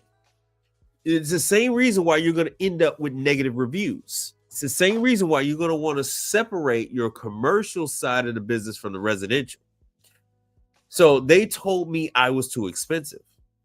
They kept telling me that, this is high. This is, we're not going to use you anymore. Blah, blah, blah, blah, blah. All this kind of stuff. And this is outrageous. Yada, yada, yada.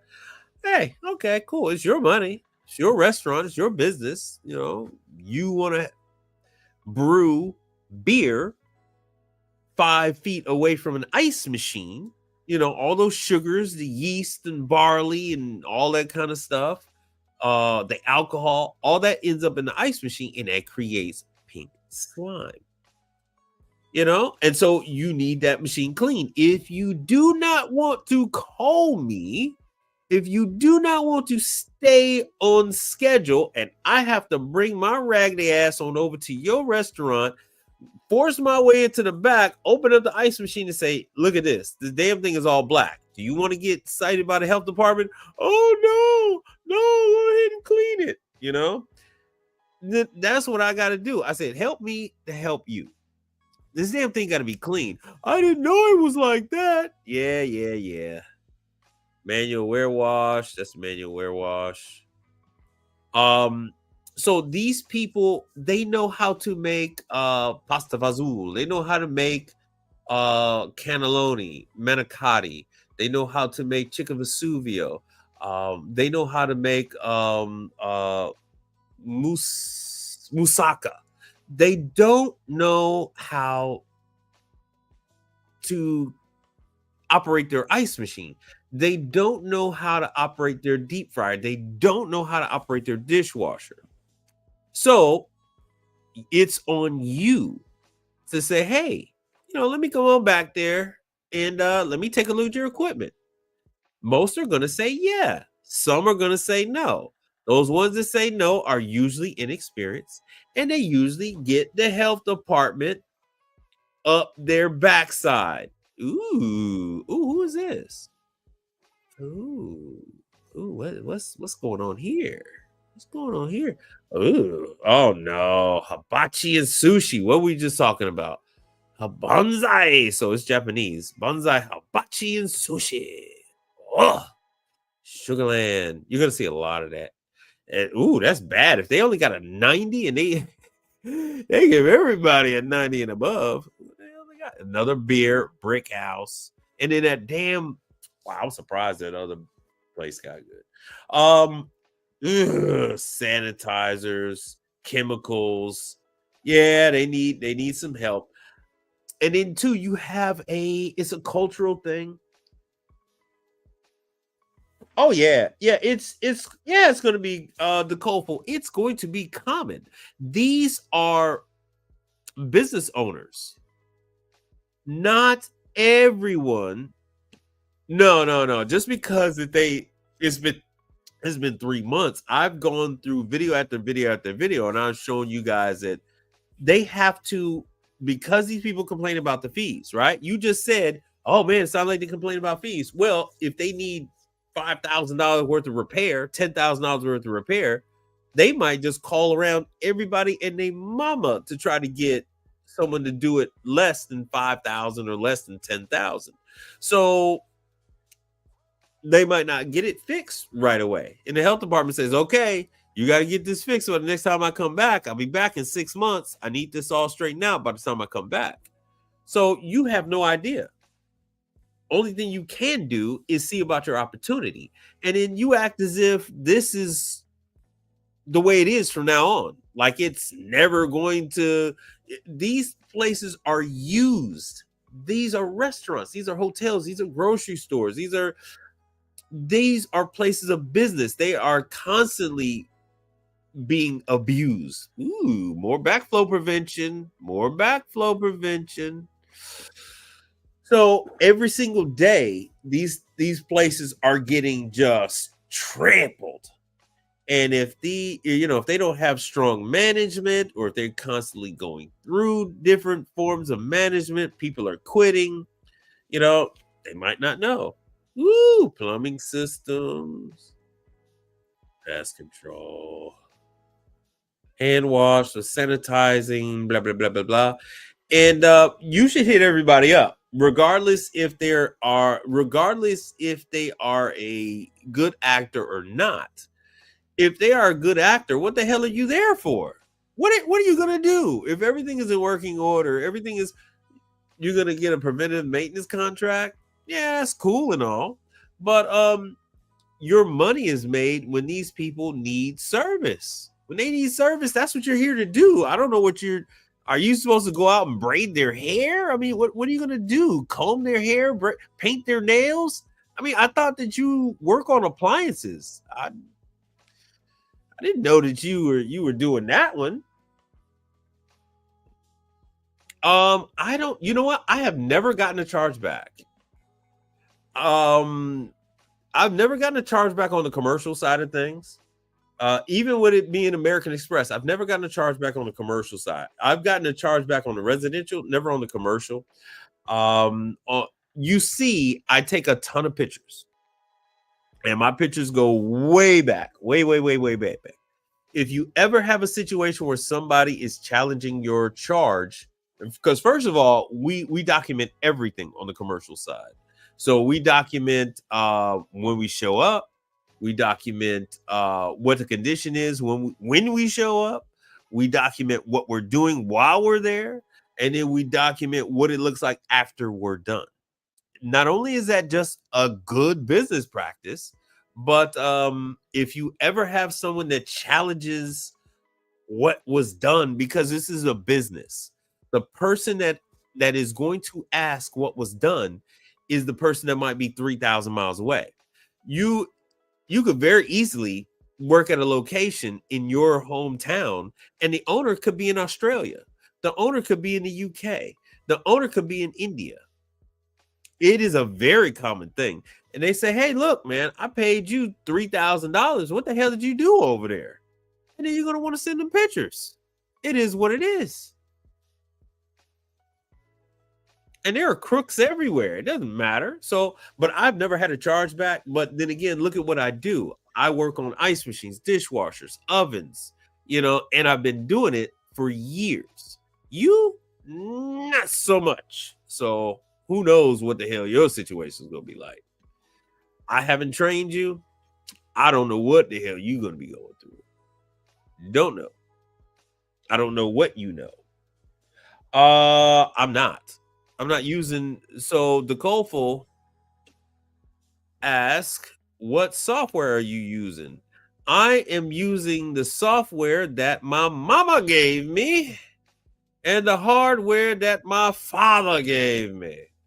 I have a freaky memory. My father has the same memory.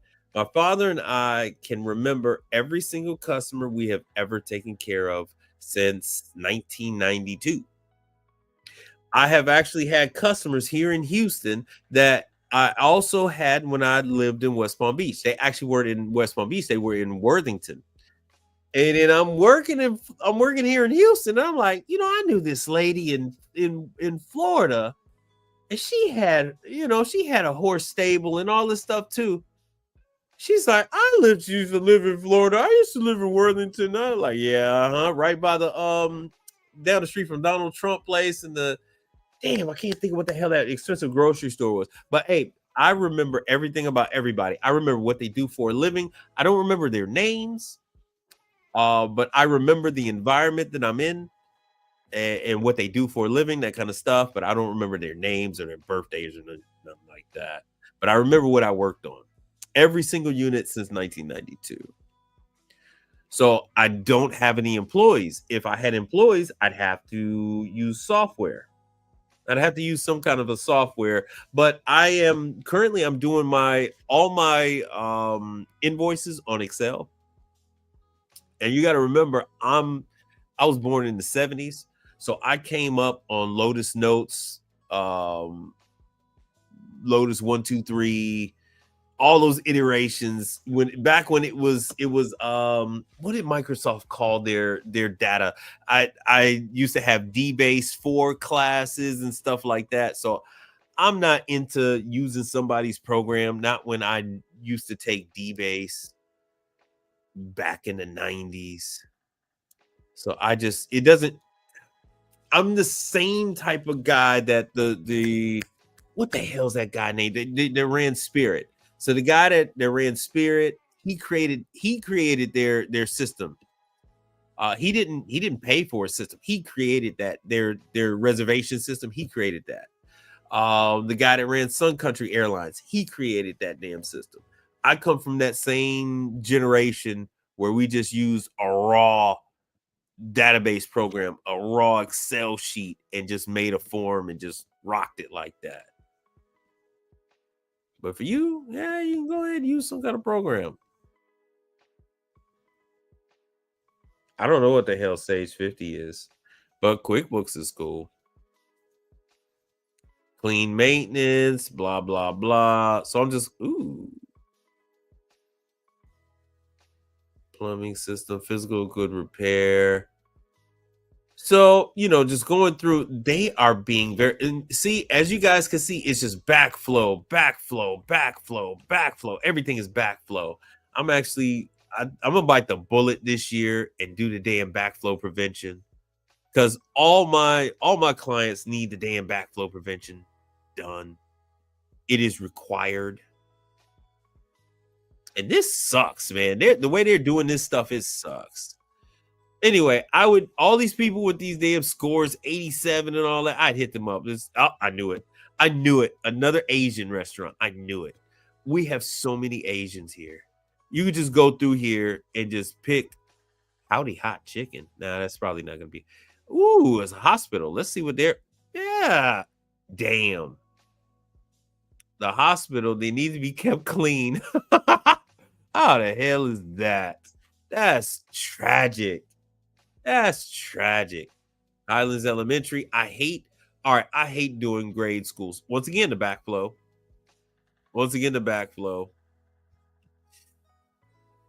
Oh, I hate this. I'm gonna have to ditch this and just go it straight up.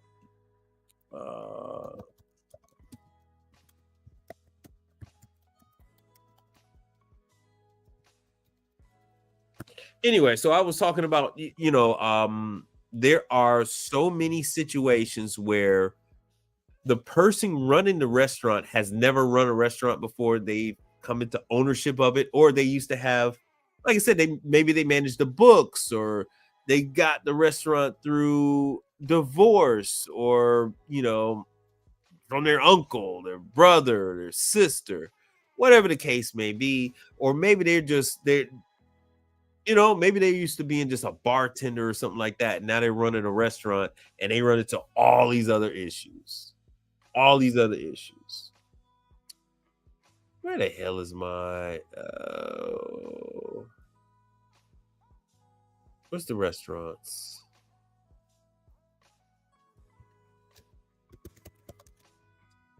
Restaurant violations, Houston. But anyway, I was talking about dishwashers.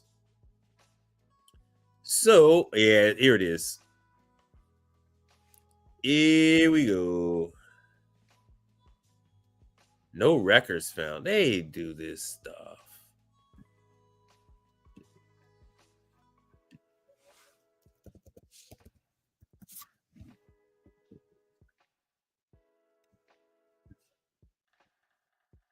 I don't want no damn schools. Schools are horrible. Houston. Ooh, these dates are awful. Luby's Cafe. Luby's actually has their own people. I don't think so. LaPorte. Oh man, look at these. Look at the dates. That's horrendous, man. Demerits. That's what we want. We want demerits. 0 demerits. All this stuff says, oh, 14. Farm Fresh on Almeida. Something is not right here. All these reports are old. I want newer reports. This ain't right. It is Harris County. This is strange, man. In Maryland, only plumbers can do backflow testing. That's true. In Houston, everywhere in the United States of America, only it's not plumbers, but even plumbers have to do backflow testing. I've done a whole thing about it. You have to attend backflow. You have to attend backflow testing. It doesn't matter if you're in California. It doesn't matter if you're in New York. It doesn't matter if you're in Florida. Everyone has to. Well, you're in Canada, so I don't know what the rules are with Canada. But here in the United States, even plumbers have to take the backflow testing. And see, my class is full. I don't want to go all the way up to airline. Even this is full. And I got plenty of pictures of guys, and all they do is backflow testing. All they do is backflow testing. I'm not going up to Amarillo. I'm not going. They have a couple of different places. This location. So I would June or May. Oh, 5/12. My brain is fried. Airline is a ways away from me. There's one not that far from my house. There's no way in hell I'm going every day through all this damn traffic. I live all the way down here. See, that's why I say Galveston is easier for me. I'm in between the two. So it's no big deal for me to go down to Galveston. I got Galveston pretty much all to myself. But you said you're in Maryland. But yeah, it doesn't matter who you are. Everyone has to go through backflow prevention testing. Everybody got to go through it. Even plumbers. And so that's the thing that plumbers bitch about. Plumbers bitch about that all the time, that they got to go through this damn backflow prevention testing. So $750, blah, blah, blah. So what do you have to get that license, and you have to go to the backflow prevention class in order to get it. And then you have to re-up every year. So attendance is essential, blah, blah, blah. Discuss the need for backflow, yada, yada, yada.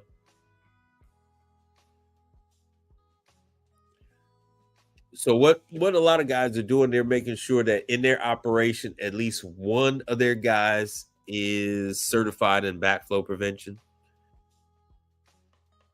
so that they can keep that part of the business. Even if I had a guy, I probably wouldn't end up keeping him for a whole damn year. I think this is this is the one that's going to be closer to my house. And so this one actually is discussing when you go through renewal. So your renewal is 300. It's not 800.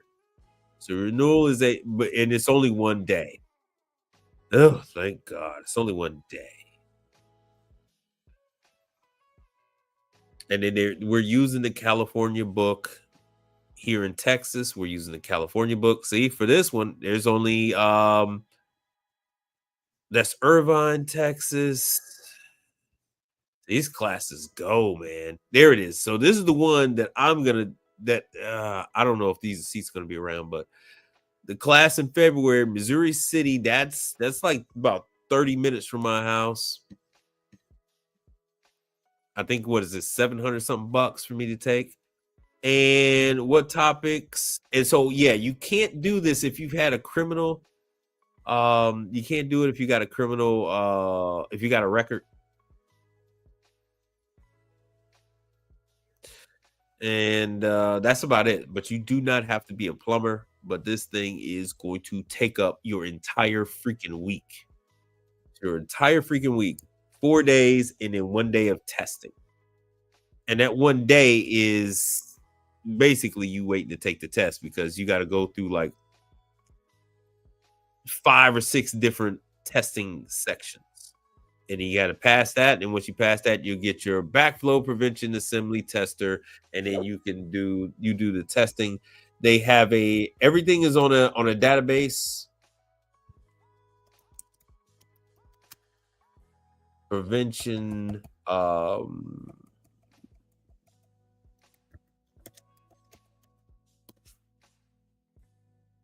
So they have everything is done electronically. So when you go ahead and certify your client, you have to log in with your username and your you have to log into the database, and then you got to put in all the information. And that is how you put in your test information. You put on for the 3 parts of the backflow preventer. I don't know what the hell this is. But anyway, what else I got with the dishwashers? With the dishwashers, I had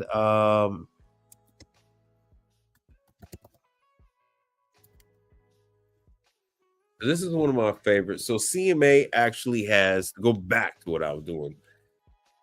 CMA has videos on how to work on all their equipment on the website. And just because I'm showing you this, you guys can ask me whatever questions you need to about whatever. So here's the different ones. And if everything looks old compared to the other stuff you saw, and that's because it is. They ain't changed a damn thing since like 1979 or 1981. They haven't changed a damn thing. The display looks like a digital alarm clock from 1985 or 1984.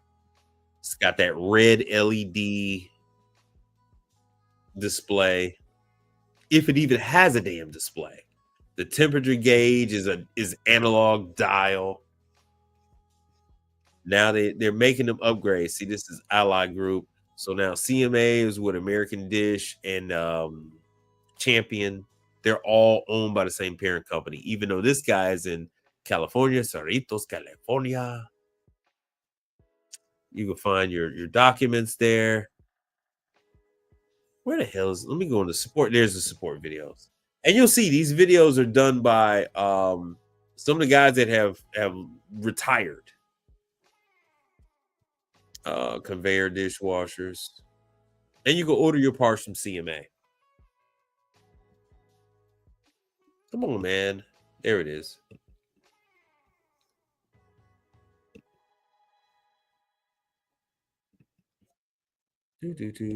Now, another part of where the hell's the volume?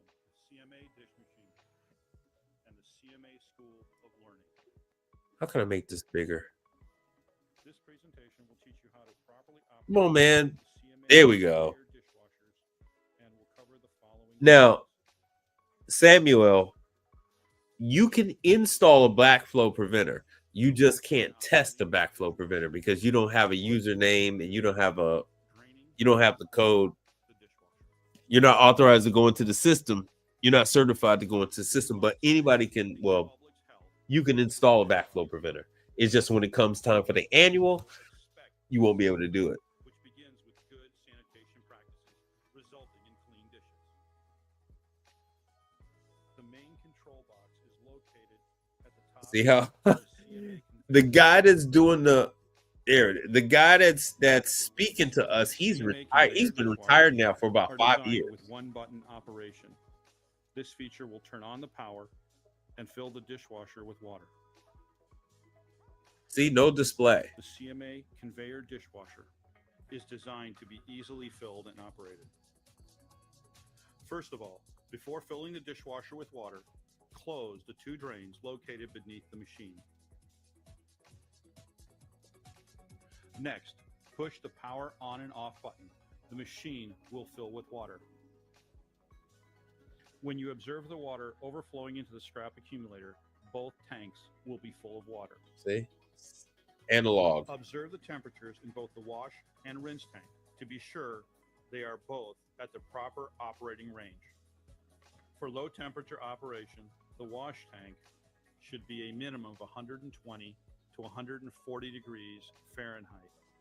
And just so you know, one of the dishwashers I went to the other day, it was only at 94 degrees. So the health department would cite him. 155 to 160 degrees Fahrenheit. For high temperature operation, the wash and sanitizer.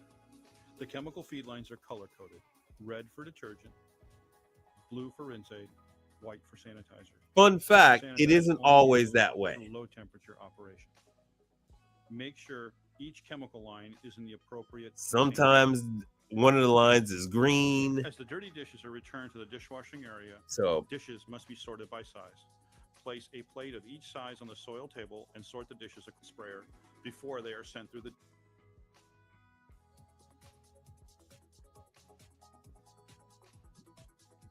now this is what Champion said they upgraded Glasses and from cups that must be rocky placed in the motion proper glass that rack. this one still When the rack does is to this full, day. Push the rack into the entrance of the dishwasher.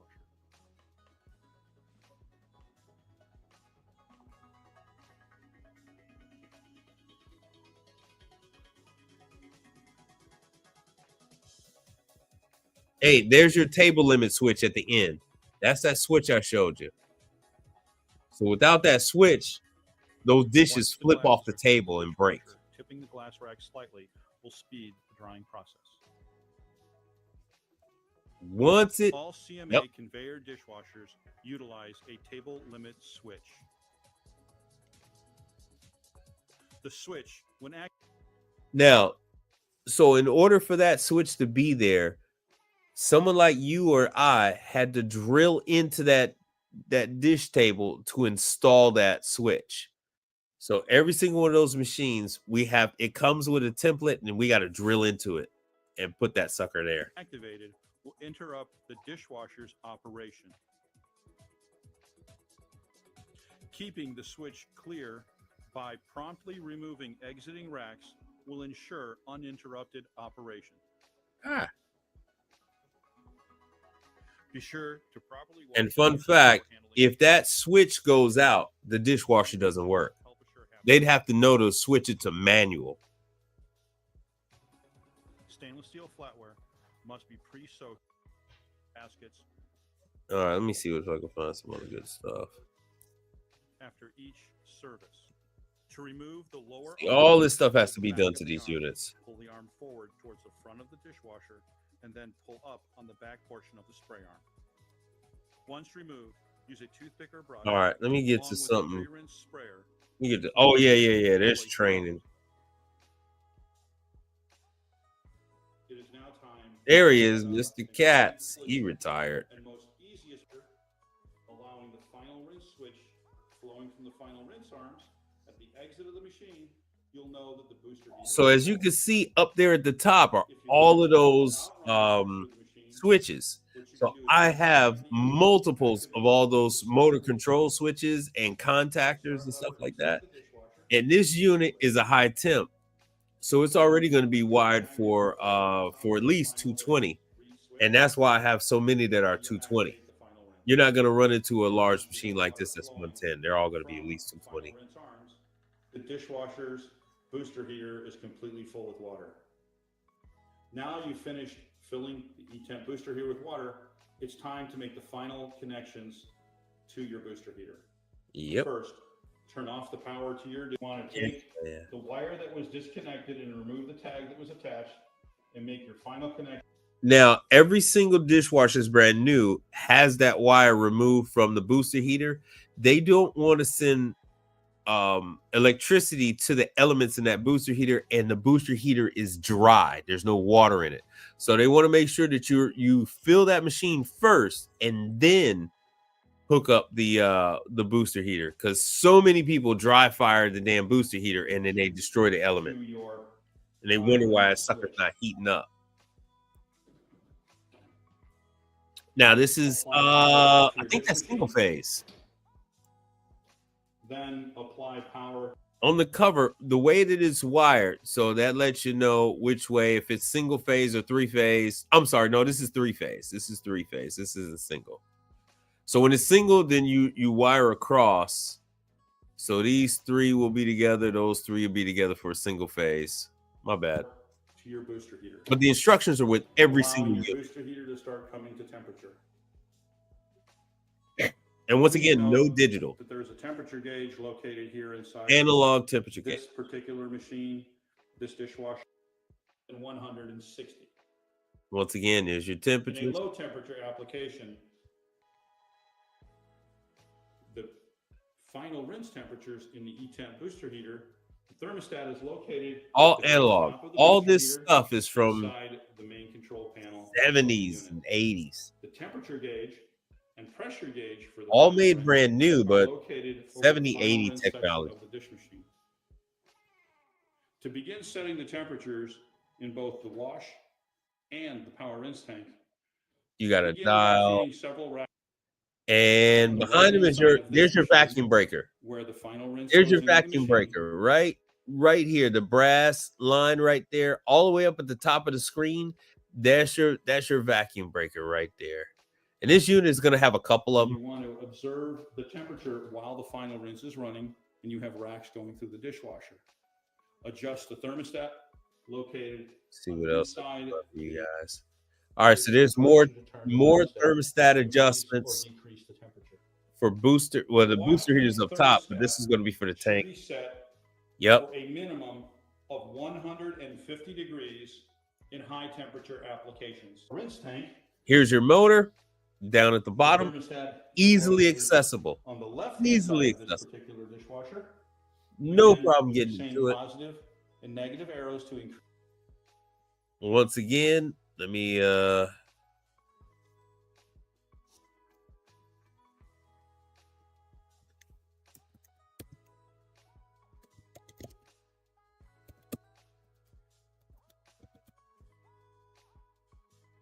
so once again, these motors are not cheap. Man, everybody's going with these new digital motors. Here we go. 1,000. These motors are not cheap. $1,120.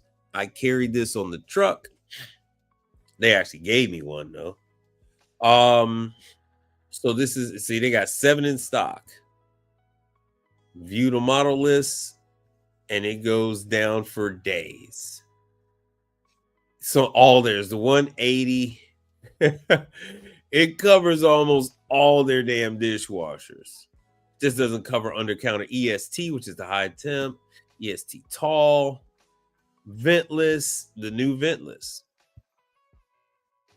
the glass washer, LX1s that you see me guys do work on. See, that motor is on every damn thing. So I can cover quite a few of these. You see the squeeze tubes. I've had to change those. There's your vacuum breaker. But I don't change it. See, they say none available because who in their right mind would change the damn vacuum breaker? You would just change the insert.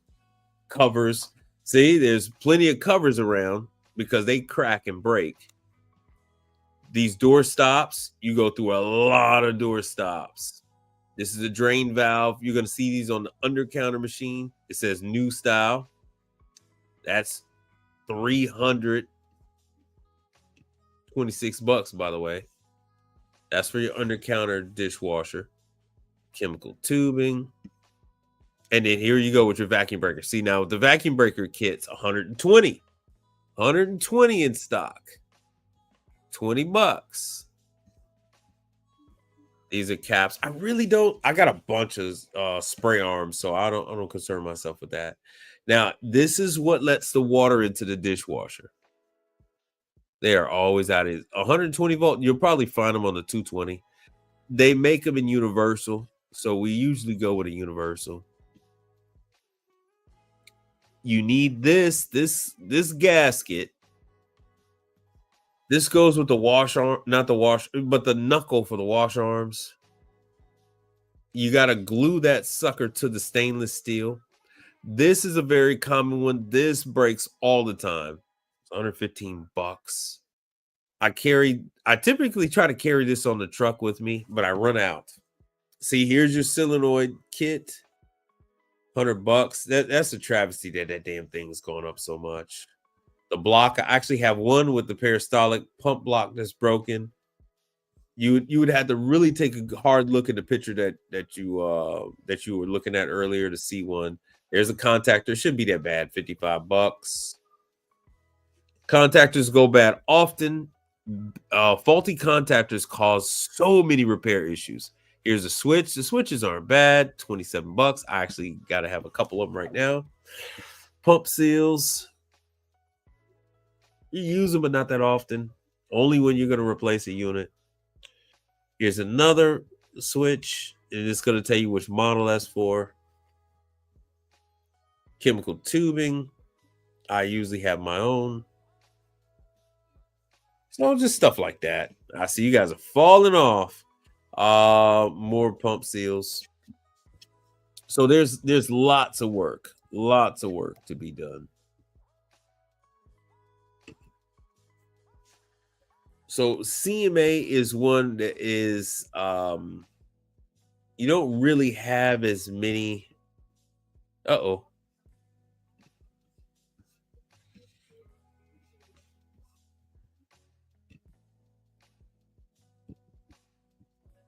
So here are their videos. Mainly install stuff, not really much on repair. They will walk you through whatever it is that you really need. They're pretty good about that. They cover the basics. That's about it. I guess with that, oh, here's that question. Here's the cam timer.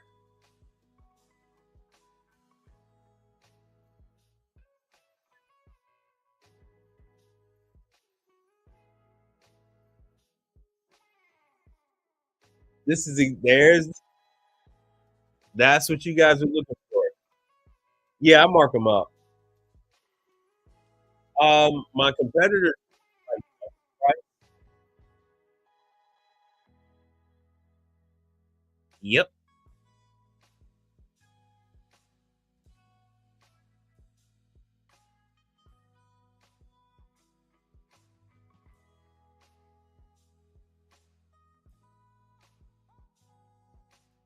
Nothing is set in stone. You just bump it.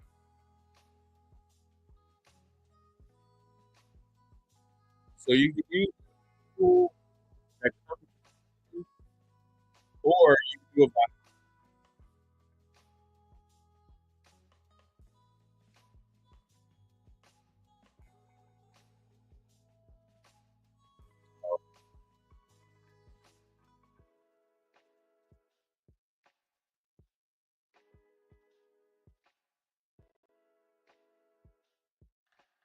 My audio is gonna cut in.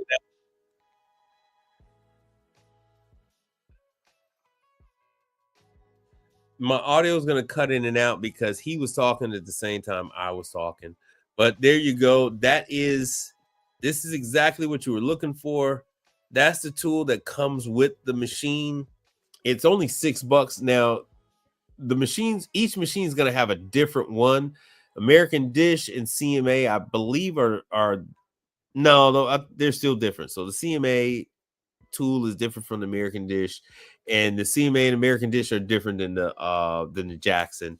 But you could just get in there and adjust them with your thumbs. You can adjust them with your thumbs, or you can adjust them with a screwdriver, a flathead screwdriver. So that's that. Hold on, let me go back. So yeah, I mark up. It all depends on who the customer is and all that. So I got no, I don't do a percentage. Nothing is set in stone. Nothing is set in stone. There are no two companies that charge the same thing. Everybody's prices are different. You'll even have a customer that'll try to they might say, "Oh, well, the price is this. I found the price." Hey man, that ain't exactly the price. did they look up the right one? Where is this not doing it?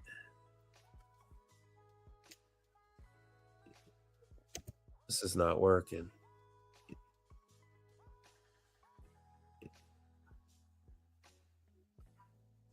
All right, there we go. Now we're back in business. All right. Go back to here.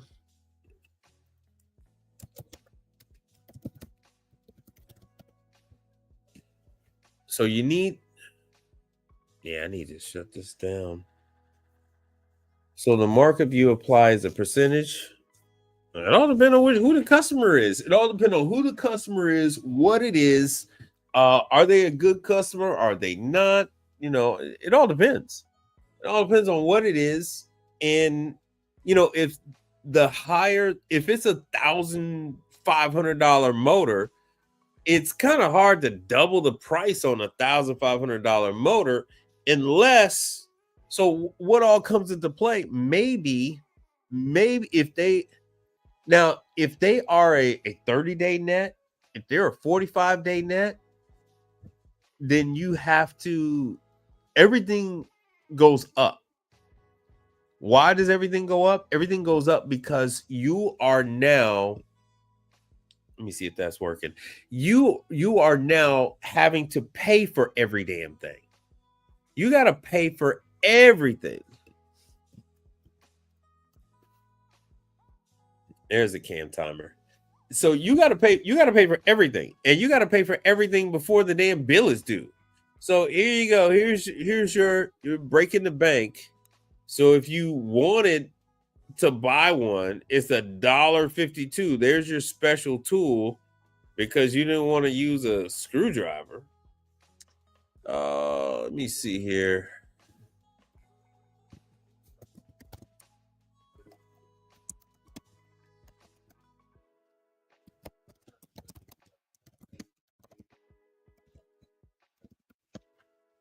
Come on, man. There we go. And likewise, here's the cam tool. That's the cam. I don't want the cam. That looks just like American. Just like Jackson. I don't want the cam. I want the cam tool. See, they don't even know how to act when I say, I say cam tool. Let me see if it comes up if I say tool. It don't even come up. It don't even come up, man. What they got? They got the see if somebody has the damn tool.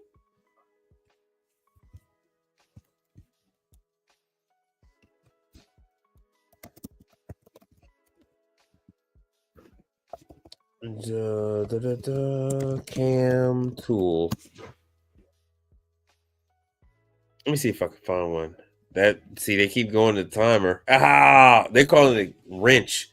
See, so these guys are, and this one is just like the Jackson. I mean, just like the CMA.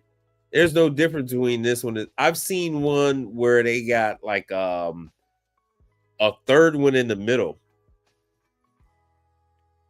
So there would be, I don't think there'd be any difference between the CMA and this Jackson one. But then again, you don't need it. Oops, you don't need it. But anyway, so back to your question about markups. So your markup depends on what kind of customer it is, how fast they're paying. If they're paying with a credit card, you're going to have a credit card fee. So you would want to compensate for that. So if they're paying credit card, are you asking for a parts deposit? Are you not? If you're not asking for a parts deposit, then you have to go up on the part. All those kind of things. There isn't one single way. That's why you haven't found anything online or any person you've ever met that can tell you anything about the pricing or any of these other things. Because everyone's stuff is different. No two companies are doing business the same way. The Colful, you need to sit down with a CPA. You need to sit down with a financial advisor, and you need to find out what your costs are, and that will determine what your cost of business is. Once you find out how much money you need to pay for the roof over your head, how much money you need to pay for your vehicle, how much money you're going to need to pay for a separate location to store your parts, maybe even a separate location to store your vehicle and your parts, pay for your health care, put aside some money for your retirement. That is going to determine what your cost of business is. You're going to find out how much you're going to need off of your parts. It's all basic stuff. It's all basic stuff. Did you guys want any other information on? So that we covered a little bit of Champion. We covered a little bit of CMA. I can do a little bit of American Dish. American Dish is about the same as CMA, and we went over some of the leasing. I went over that before with you guys.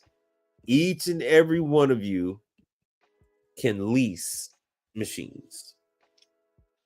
Ooh, all right. So the Kofo ask, if the customer provides the parts, will you install it? So if the customer provides the parts,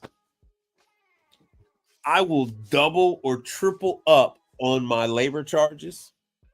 I will double and triple up on everything. I double and triple up on everything. You never want to install someone else's parts. Now, if you're directing them, say it's a $2,000 part or like that, it's $1,500 part, and you don't want to have to wait. You don't want to have to wait on that. They don't want to give you a parts deposit. Well, that's on you. That's what you decide to do. But if they're going to go through a reputable source, they say, hey, look, this is who I'm ordering it from. Is this okay to order? You say, yeah, that's an agreement between you and them. 99% of the time, the part should be yours. That is where your money comes from. If you are not charging for parts, you are losing. You have to double up on your labor, double or triple up on your labor, and increase your service call fee. You really do not want to use someone else's parts. Now, are you going to use someone else's parts if you're going through one of these facility management companies? Yes, they're going to supply the parts. But if it's between you and the customer, you really should be the one supplying the parts, unless they're super expensive. Other than that, you're the one supplying the parts. Now, I've had, like, if it's Myco Dishwasher and they need new tracks, man, them tracks is like, about $15,000 or so. I'm like, I'm not covering no damn track. You buy them damn tracks. I'll put them in. You go and pay for the tracks. So, it all depends. There is no one way. You're gonna have to see your way through this business. No one's gonna help you. You have to do this your own way. But first and foremost, you need to get with a financial advisor and you need to hammer out what your damn costs are. Let me see what I got. I did Jackson, right? I did Jackson. But I'll do this. I'll do this again. We'll do CMA, Dish, and then I'll show you where they have the leasing section. Support, about us. Let me see. How to buy.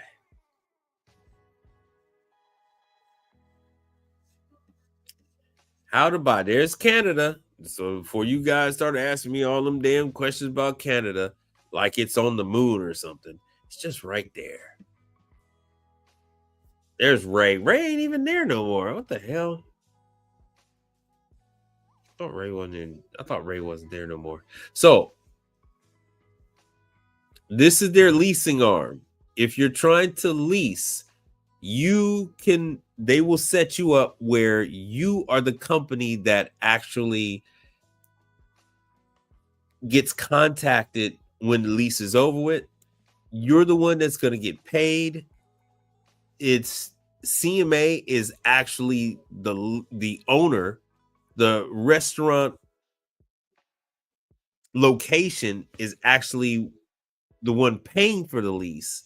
But when the lease is done, CMA is going to come to you and say, hey, look, the 36 months is up. If you give us $50, if you give us $1, if you give us $100, we transfer ownership of that dishwasher to you. And now the customer will continue to pay for that lease to you. If it breaks down, you are 100% responsible for fixing that machine or replacing that machine. But you must honor the leasing agreement, which is that you're providing them with a machine that is not going to have any health code violations. It's going to supply hot water. Usually you're going to take care of the chemicals. You're going to charge the customers for the chemicals, and you collect money from this person every month or in perpetuity. That's how that one goes. So they give you all the information. CMA does it. You talk to your local person. They hook you up. American Dish does it.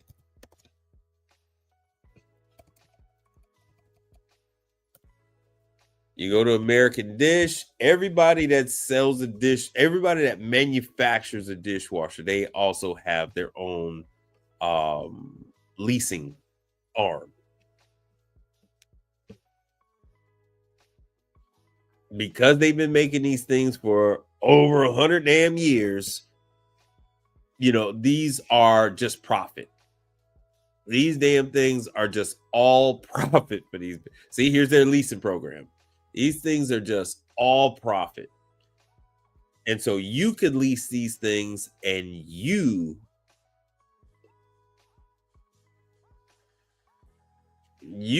get all the money.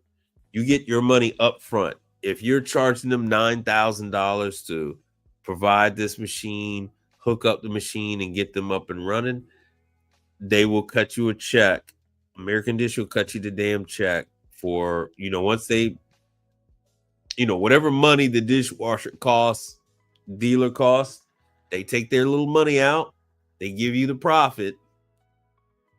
So if that machine only costs $5,000 and you charge $9,000, you get the $4,000. That $4,000, boom, is yours. The customer, the end user, is going to pay American Dish that money every month, $200 or whatever the hell it is, every month until lease is paid. And then once the contract of that lease is up, American Dish Service, ADS, is going to call you up and say, hey, give us $1. We turn this over to you. We turn this thing over to you. So all they have to do is own that restaurant for 2 years or a little less, and then they qualify. They're going to want 2 payments. 2 payments in advance are required for ownership. Yeah. So they're going to want 2 payments. That's it. Like $300, $400. See, after your lease application is approved, they are going to cut you a check. ADS will be funded with your profit check for the no dealer obligation. They're just going to cut you your check. Now, you're the one responsible. So if there's overages on the install, that's on your ass. You didn't price it right. That's completely up to you. If you said it's $2,000 to install the thing and it costs you $2,000, that's on you. It should really cost you $100, $200 to just install the damn thing. But that's it. All right. I've been on here long enough. I am ready to wrap it up. Let's see here. I didn't have that many people on IG. Ready to wrap it up. You guys got a chance to see a lot of the good stuff with dishwashers, training from Champion. I got to explain to you that everybody uses, 90% of these people use dishwashers. You got a chance to see why. Why do they use dishwashers? Because if you're hiring 3 dishwashers, that's $120,000. All the colorful, no problem. So using a dish machine, you have efficiency. You're able to have fewer dishes and smaller staff. You don't have to have a dedicated dishwasher. You can actually have certain staff on rotation taking turns when the dishes come back to the kitchen. The wait staff will go ahead, the busboys will go ahead and bring the dishes back. They'll dump them off in the back. You some of the places even have the busboys go ahead and hose the dishes off, and then another set of crew rotates in there, stack the dishes up on the rack, put them through the dishwasher. And then somebody else comes back later on because the dishwasher is automatic. It'll stop on its own. Somebody else comes back and they'll take the dishes out and then they'll go ahead and put them on the racks. Hang them to dry because you cannot wipe them off with a towel. It defeats the purpose. Cannot wipe them off. That's a health code violation, by the way. All right, ladies and gentlemen, that was 2 hours and 30 minutes.